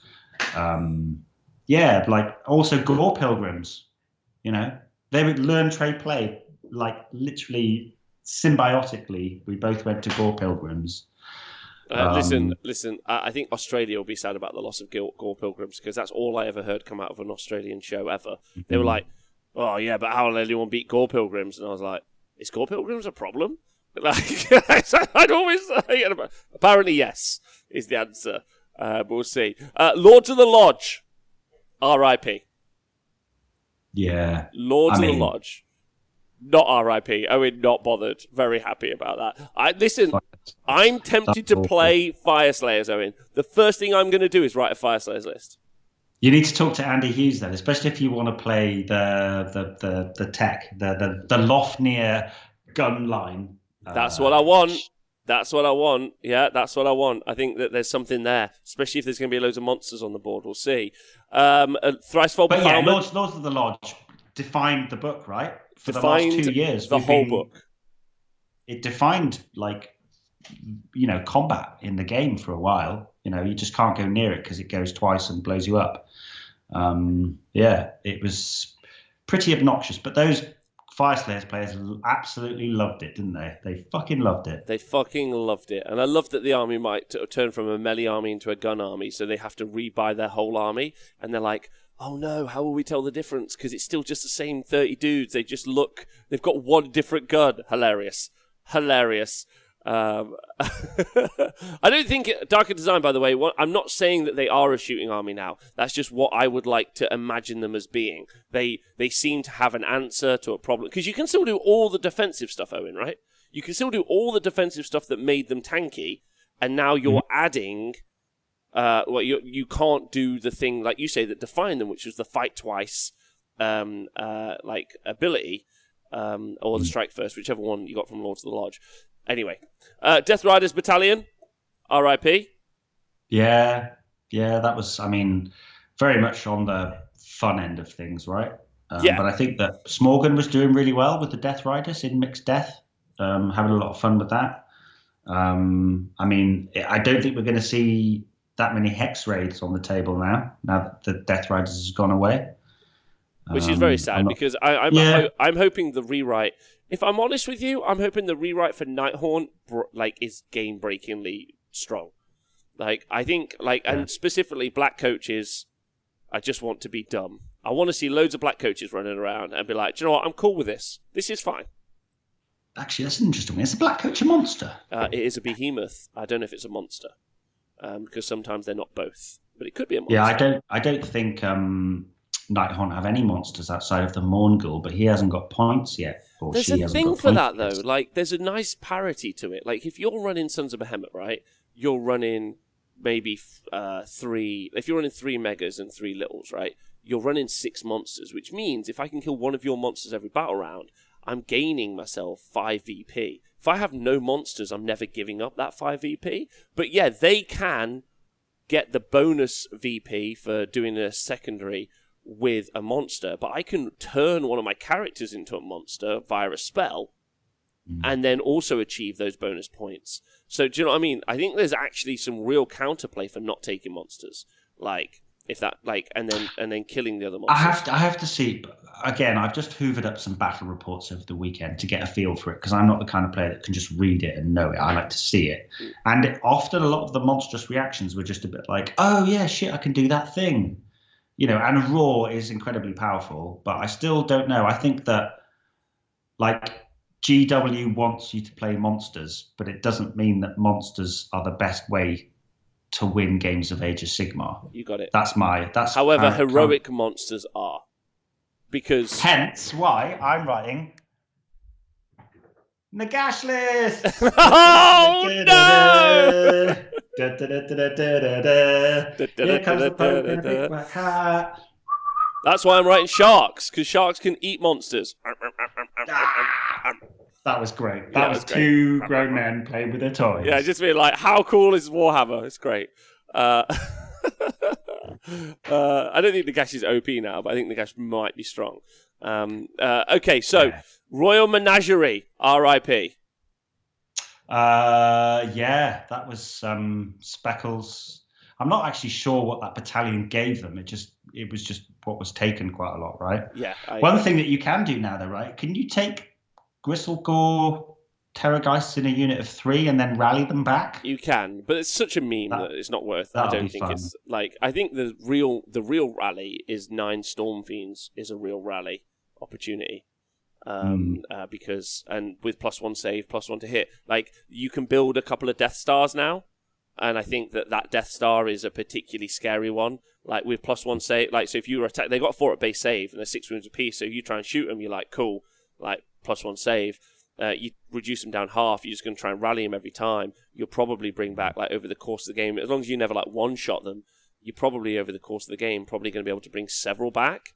Like there's a real opportunity cost on those 9 Storm Fiend brick, I would say, and they can be battle line. Yeah.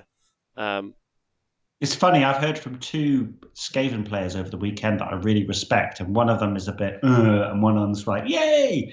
So that's Warhammer in a nutshell, really, isn't it? We all look at it from our own perspective, but I don't know why, but with Skaven, my brain went to like, thinking about, big blocks of clan rats. Or maybe storm vermin because they can reach over the top with a 2-inch range, but being battle shock immune near a bell and then rallying them all back, that seems pretty good on a block of 30 or something, or 40. Yeah, I guess so, but like, why do I want to spend like, if I'm going to spend rally, like, I can bring back like 4 or 5 clan rats or 4 or 5 something else, but like I know it's unlikely that I'm going to roll super well all the time, but like if I'm pushing 9 Storm Fiends up and just rolling dice like every single turn, like like even if it's just like only one's died, roll it. I got 6, one's back. Like every time, that really was upscale. Like a lot, right? I've got 10 opportunities. Like, and if you kill them down to 1, I've got a rally turn where I'm rolling 8 dice. The next turn, if they're like I get a couple back, I'm rolling. Let's say I get 2 back. Yeah, so I'm on 3 now. There's still 6 more. Rally again. Bosh. Should be another 1. Yeah? So you're going from 1 back to 4. Yeah? You're like, fuck. Like, that's an issue. And I think you can just keep doing that. And, like, I think there's maybe some builds you can do, which I think are very interesting around that. Things like Sentinels. Like, I'd be more interested in rallying very expensive things than I'm interested in, but not to the Terrorgeist level. That's ridiculous. Rallying Kernoth Hunters, maybe. Take a brick of 9 or something and... Can they be battle line? No. So does it have to be battle line? No, it's just Oh, man, Frecky, thanks so much for donating £50 to the show. That's 50 fucking quid. incredibly kind. Fuck. Thanks, man. Thanks, dude. Yeah, dude, that's wild. Very much appreciated. So much love. Fuck. Now, I don't know if that brings us down, if that brings the curtain down, Rob. Let me just fire through the last couple, because I know we got to go. Yeah. Viperic Guard. No, I don't have to go. I was just going to say that I've got a few thoughts on 3.0 if we want to have a round. Oh, yeah, let me just read these out. Viperic Guard, Cunning Ruck, Mortex Shield Corps. Big Frecky energy. Thanks, Frecky. That's so fucking kind of you. 14% of the way to a new computer already is mental from one show. So thank you, everyone.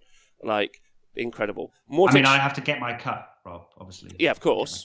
Of course. I'll talk about after the show, yeah. Yeah, I don't even... Yeah, that's how that works. It's probably your sweat that's, like, burnt out the... Wow, there was a lot of it, mate. If the neighbours down below were complaining about leaking roof, then that would have been more about my sweat. I had to go to A&E because of all the Super Series coverage. You know that, Rob? Is that what happened? Yeah, I think that I got a very mild case of DVT from standing up for 20 hours talking about toy soldiers with you. So I had to go to the hospital. I'm so sorry. No, it's okay. Oh, man, that was funny. My God. Now I don't know. You've lost me now. I don't know what to say. I dropped that on you. Dropped that on you. I'll get you a stool next time, if that helps. What were the last battalions? Cunning Ruck, Mortex Shield Corps, and then, of course, Royal Mordants and Angelus Conclave. Yes. Yeah, the Royal Mordants, I think somebody mentioned it in the chat earlier, because that was the core of the Smashback, wasn't it, really, Rob? It was. You know, your Hollow Morn Smashback moving 17 inches in the hero phase, and then another 17... What's going to happen to that bit of paper? These are the battalions, everyone, and let's see if I can do it. Let's see if I can. Oh, you're going to launch them Boom! In the bin. They're done now. We didn't see what that camera saw, by the way. Oh no, they did. You didn't. Damn it! Okay, well, I hope it was a good shot, guys. I got it in. It was about a foot away. If I missed that, it'd be embarrassing. I fell off your chair or something. So yeah, that's battalions over. So Age of Sigmar 3, let's look to the future. What do we all think? Twitch chat and Owen, what do you think? Right. I'm still really trying to get my head around it all. A combination of, I'm sure you're the same, Rob, with planning for the 2.0 tournaments you had at the weekend and things. It's quite hard to think, or maybe it's just me. But yeah, I think my overall things at the moment are, I think that the Dominion box looks good. I think people wanting to get into the game, that looks like a really good start. I did pick one up. I think I'm going to it would be Cruel Boys that I do over Stormcast. But yeah, my notes really at the moment are that I do think the Monsters thing's a gimmick. I think it'd be nice to push D3 Mortal Wounds every now and again. But do you mean monsters that aren't heroes? Yes. Yeah. So I'm going to make it so that,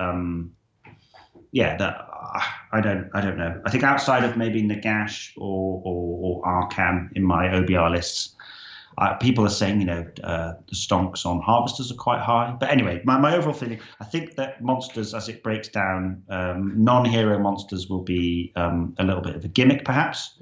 And then the redeploy looks incredibly strong, I must say. Making those charges longer. Redeploy looks incredibly strong. So inherent bonuses to charging stonks are up, personally. Okay. Yeah. Harvey Sprank 999. I'll just address this. No Bristol event coverage from the weekend. I've got some information from the TO, from the Piss Poor General, but we're going to have a chat about it next weekend. So next week he's going to give me everything, and we're going to chat about it next week. So Harvey, next week, okay? Yeah. Sorry, Rob. I'll just come back. Redeploy looks hella strong, and I think that stepping back to a bit higher level again. Units being able to give themselves command abilities, like the unit being able to give themselves the command, really good. Is incredibly strong, right? It means that you can push MSU units out all over the board and they can unleash hell or give themselves the saves and things of that nature. Those are my, and I'm lost. I've put my other note is that CPs for days, and I'm completely lost without War Scroll Builder. writing lists Same. seems. I was going to say at the how start, are I've you seen so feeling? many people be like, I've written 100 lists. I'm like, on Excel? You fucking weirdos. Like, yeah, but like, I know that there are loads of people who are good at Excel. I get it. Yeah, I'm just waiting for War Scroll Builder to get updated before I build myself lists. And like you say, I've had an Age of Sigmar 2 tournament this weekend with an Age of Sigmar 3 tournament here in 2 weeks. So there's been that transitional period for me. But like, I'm very, very excited about it. I think, like you say, I think monster heroes are going to be the ones, god monsters, frostlords and stonehorns, those sorts of things. Things that were already good are better now because of inherent +1 saves, and also that heroic moment is just going to be that's the one. That's where things are going to change up massively. So yeah, like I think that those are kind of key takeaways. I think there's going to be small interactions and other stuff. Actually, the show we're going to do tonight is we're going to kind of like deep dive on the secondaries, the battle tactics, and also the tertiaries, and we're going to kind of talk about that. And I think that that's really where the gains are going to be made for the players in playing on the tabletop and the wins. I think the list writing is. I think there's still lists where you can just obnoxiously. I don't want to get too nuanced. I call it my Speckles moment. Most people have an epiphany. Mine was a Speckles moment, where there'll always be a psycho who'll just send 5 monsters at you and just be like, "I'm going to do an overwhelming amount of damage in the first turn." Something always to remember. So I'm conscious of not being too clever about Age of Sigmar 3, even though I think it's got a higher skill cap for certain players. I think ultimately, there's a lot of where you're going to win and lose is going to be those battle tactics. I think that's kind of going to be the key point. I think there's going to be obviously stuff on the tabletop that's much harder to talk about without really showing on the tabletop, and we're going to be doing that more in the future, right after the next couple of weeks when we're all set up. But yeah, I think it's going to be those battle tactics that will define how you'll play and what you'll do, and you'll probably give yourself some kind of like, you'll look at your opponent's army and you'll think, okay, my battle tactics combo, because you've got to choose 5 different ones of 8, and you have to choose them at different turns. So you're going to want, very much like when you deploy with intent. I think you're going to choose your battle tactics with intent. You're going to be like, right, this isn't going to be relevant until turn 5. Or actually it's going to be harder to achieve until the game opens up. I like what you did when you were talking about the coverage. One of the things that you said is, how does an army unpack? I really love that. I'm going to steal that off you forever, I think, actually. I love that. Like, you deploy and then how does it unpack? And I think actually, how does your battle plan unpack in the future with those battle tactics? That's probably my core takeaway for AOS 3. And also, I think there's going to be a lot of like meta shift, and also can you fuck around with the meta a little bit? Like I was talking about with shooting Fire Slayers. Like, you know, we're going to get to fuck around with it. So like there's going to be lots of god monsters. So actually, is shooting Fire Slayers really good? Like, does that work? Do you know what I mean? Things that are good against monsters, really good. Not monsters, but hero. And also stuff that is heroes. Like, the stuff that's good against heroes is going to be better. I think that's going to be really cool as well. And of course, Shackles is all I keep thinking about. I just keep thinking about Shackles. Is Shackles like half run, half charge? No, like Shackles is wholly within 3 inches of each other. So you make a 3-inch triangle. Any unit within 6 inches. So you've got 6, 3, 6, so like 15 inches. 15-inch bubble. Yeah. And I don't know if that includes the base size, so you might add 2 inches either side. I've got to just get it out on the table and have a look. Can't charge. Wow. Just can't charge. Wow. I also can't run, but give a fuck. Can't charge. So I stick that in front of my army. Can't charge me. Lovely. Which really benefits shooting, is all I'm going to say. Yes, it does. Yeah, I did see a note in one of the chats I'm in the other day, and it was like, I think that at the start of AOS 3, it's just going to be all shooting castles. Which I'm not sure if I agree with that necessarily, because I don't have a handle on it so much. I think my brain's going towards OBR, and obviously there's some stuff we need to be told about exactly how our relentless discipline points are going to work, but it is a tricky one because everyone's talking about the age of MSU, but then you need, like, historically, you've always needed big bricks to deal with a rampaging Mega Gargan or a Maw Crusher or a Frostlord on Stonehorn, right? Like, I know that mathematically I'm going to need at least 20-ish Mortek Guard left after I've been hit in the face by something to have any chance of breaking down a Mega Gargant or a Frostlord in one go. So it does concern me that people are going to be leaning into more MSU, and that's cool, and you can have more units around the board and capping and scoring, and it'd be quite a dynamic game. But dependent on the battle plans and how the opponents built their army, I can see Mega Gargants and punchy combat monsters, hero monsters, just walloping their way across the board. Mm-hmm. Yeah, that's one. So I'm kind of trying to lean into resilient MSU blobs and trying to get as many Rend and Mortals into my list as possible. Here's a question for you, Rob, and for the chat in general. So Nagash's command ability, Supreme Lord of the Undead, it's procced in the hero phase, and it gives reroll ones to save, reroll ones to hit, and battle shock immunity. Yep. To who? And in what range? To the whole army. To the board wide. The whole army. Yeah. Okay, sweet. Board wide. Good thumb. So does that mean that because they're getting reroll ones to hit in the combat phase, does that count as an order being issued, a command being issued and received? So can I not give them another? No, because it's not that phase. Oh, amazing! So I could get reroll ones to hit and then +1 attack on them as well. I'm pretty certain. I'm pretty certain. I don't know what people in the chat think. So that I was because it makes I think it makes rerolls and stuff that affects the whole army really, really strong, right? Yeah, it's super unique as well, and it's why he's 995, right? Like, or 9 whatever. I'm pretty certain that that's the situation. But there's also a difference. Say one command per phase, right? I think one of the other things that is really interesting is like an aura ability. So, like, if let's say I do a command ability on me, whatever my character is, that's re-roll ones to hit in the combat phase within 12 inches. Yeah, that's on me, right? And so if you benefit from it, from that aura ability, so like reroll ones to hit, you can still give them +1 to hit because they're receiving a command. Like, they're not receiving the command. The person receiving the command is the hero, and they're affecting others around them, right? Right. Yeah. I just wanted to make sure that because if you give a buff out that works in multiple phases, whether at the time you check to receive the buff, is then a receipt of a command. But I think that yourself and the people in the chat are saying that it works in the way that I want it to work. So that's good. Yeah. Yeah. But yeah, I do think I don't know what everybody else feels, and I'm sure that there's some people who've just like devoured the book. But just want to give a shout out to Tub93, who makes a great point about backing up the idea about rerolls that I mentioned. Mm-hmm. He thinks why Hagnar is good again, and also Slaves. Yeah, I think Slaves to Darkness. You've got so many rerolls, from prayers and from spells, that when you can then lead in and give yourself pluses to hit to add on top of the inherent rerolls. I do like the Slaves book for that reason exactly. Yeah, and one thing I think I like, again, thinking personally from an OBR point of view, another thought I've had is that reroll charge triumph. I'm going to be building that into most of my lists because that's one thing that's really going to hold us back.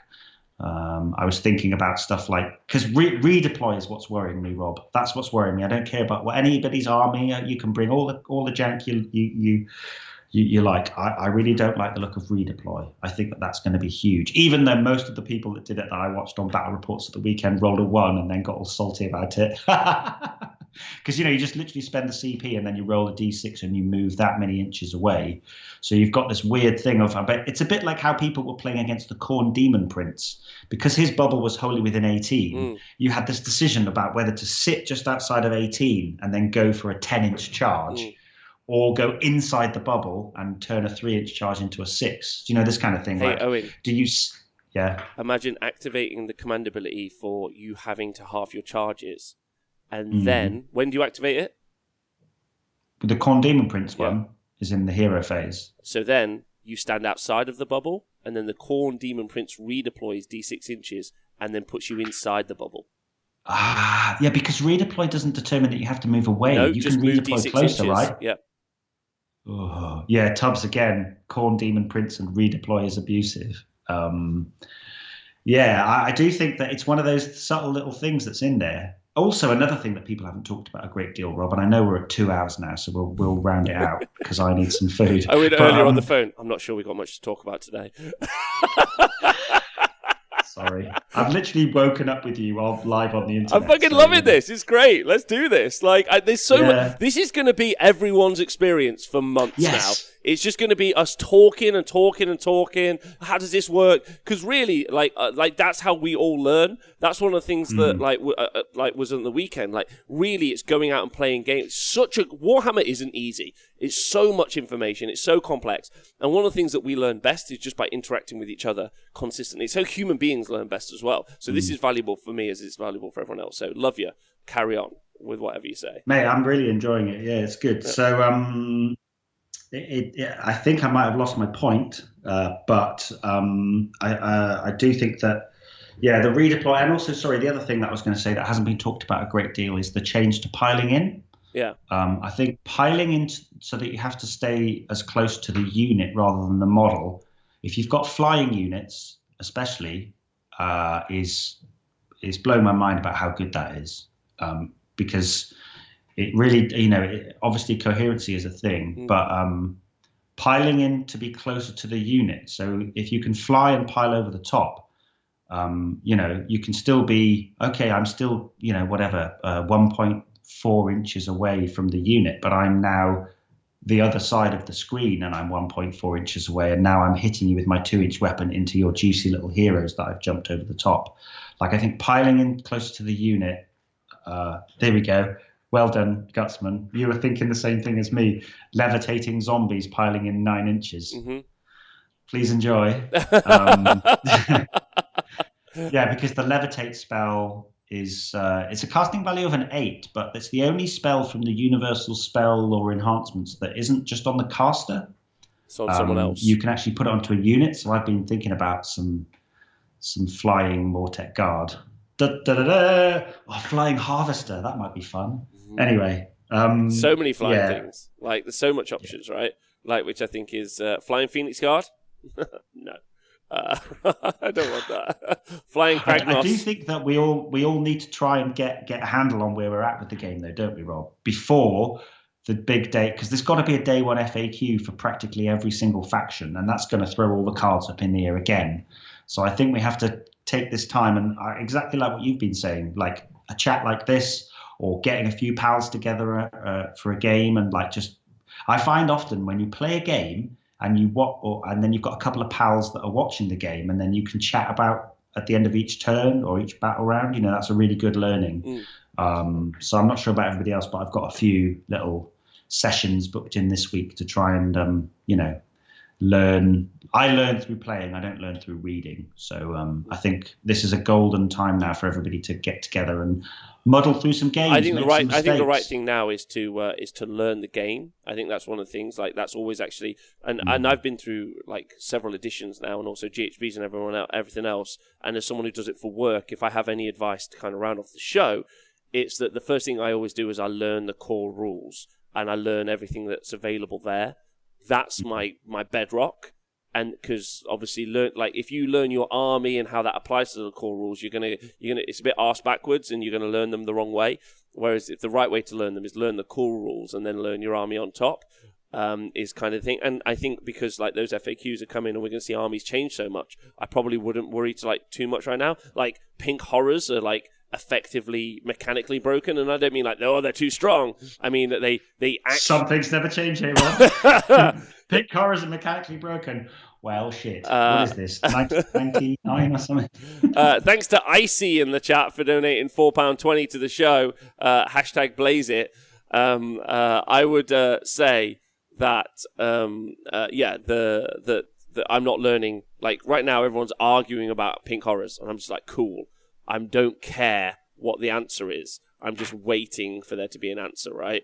And then after that, I'll deal with the next thing. So, yeah. Yeah, I would say that as a tip again, Rob, would be avoid all of the drama that you see online, and read all the battle tactics, read all the tertiaries and the second, figure out how you want to achieve the goal of winning your games with your chosen army. That would be that, because I think, list writing's completely changed in terms of the battalions that we're talking about and everything like that. But what you need to do to win the game seems to have fundamentally changed as well, right? Yeah. Like the people that push their army forward and blow stuff up are going to not win on the missions.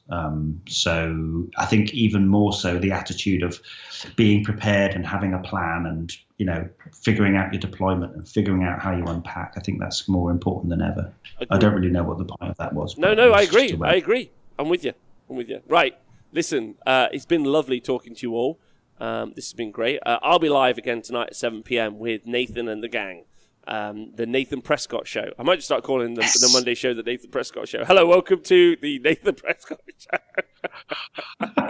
This has been the Owen Jackson Show. It's been amazing. It's not. Hey, I've loved it. It's been brilliant. Yeah, we've got lots to do. So looking forward to it. And I think Owen's right. Like these things, have these chats, talk with your friends. Like, and if you don't have people to talk about, come on the show, obviously, and hang out and ask the questions that you want.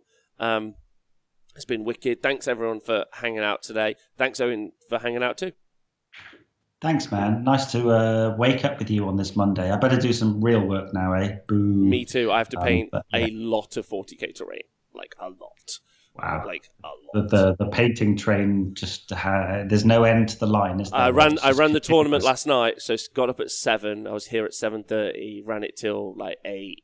And then I just started to just get all the 3D printers back out again. I was like, come on, boys. There'll be a day soon, Owen. There'll be a day soon where I'm going to go home before midnight. But it's not this day.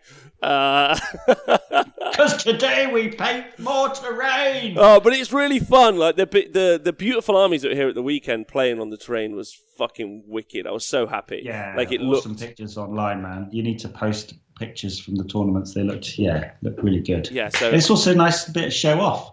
Like, you know, yeah, like I just like the setting. Like I like the talking about it all the time, like we do, and all that other stuff. But ultimately, Warhammer's a physical game you play in person, and I think that's the kind of keep up. Why don't we want to make that as good as possible all the time? Mm-hmm. Mats, terrain, tokens. There's a huge conversation about that. Was it Pete at the weekend that was using them? I'm not sure. Someone, I think AOS Pete had some that he had printed out, and they were fucking great. Diadrin's done some. For the monster reactions and all the other stuff. So there's just some good stuff, man. Anyway, thanks to Owen Jackson for being on the show today. Thanks to everyone who's helped. A special shout out for me at the end is to Ziggy and the Stats crew. If it wasn't for Ziggy and the Stats crew, we wouldn't have been able to produce the stats that we produced over the past. And then we'll be doing them for Age of Sigmar 3, actually. So really looking forward to that. Yeah, thanks to everyone who's helped try and get some money. We're already nearly 15% towards new stream computer, which is fucking nuts. So unbelievable. So thank you to all of you. Thanks to everyone on Patreon. Thanks to you guys. There's too many people to thank. Owen, you got any shout outs before we go? Oh God, you put me on the spot here. You don't have to. My pal Toby Meadows. He's a lovely guy. Did a cheeky little battle report for another channel, for Hellstorm, and I really enjoyed it. It was nice to see his face, and I look forward to seeing him at some tournaments. So I'll shout out Toby because it was it was good to see him at the weekend. Hey, there we go. Big shout out to him. Thanks everyone in the chat. Love you all. Look after yourselves. Thanks for being in the knee stabbing gang and being part of the Honest Wargamer. We'll see you soon. Have a nice day.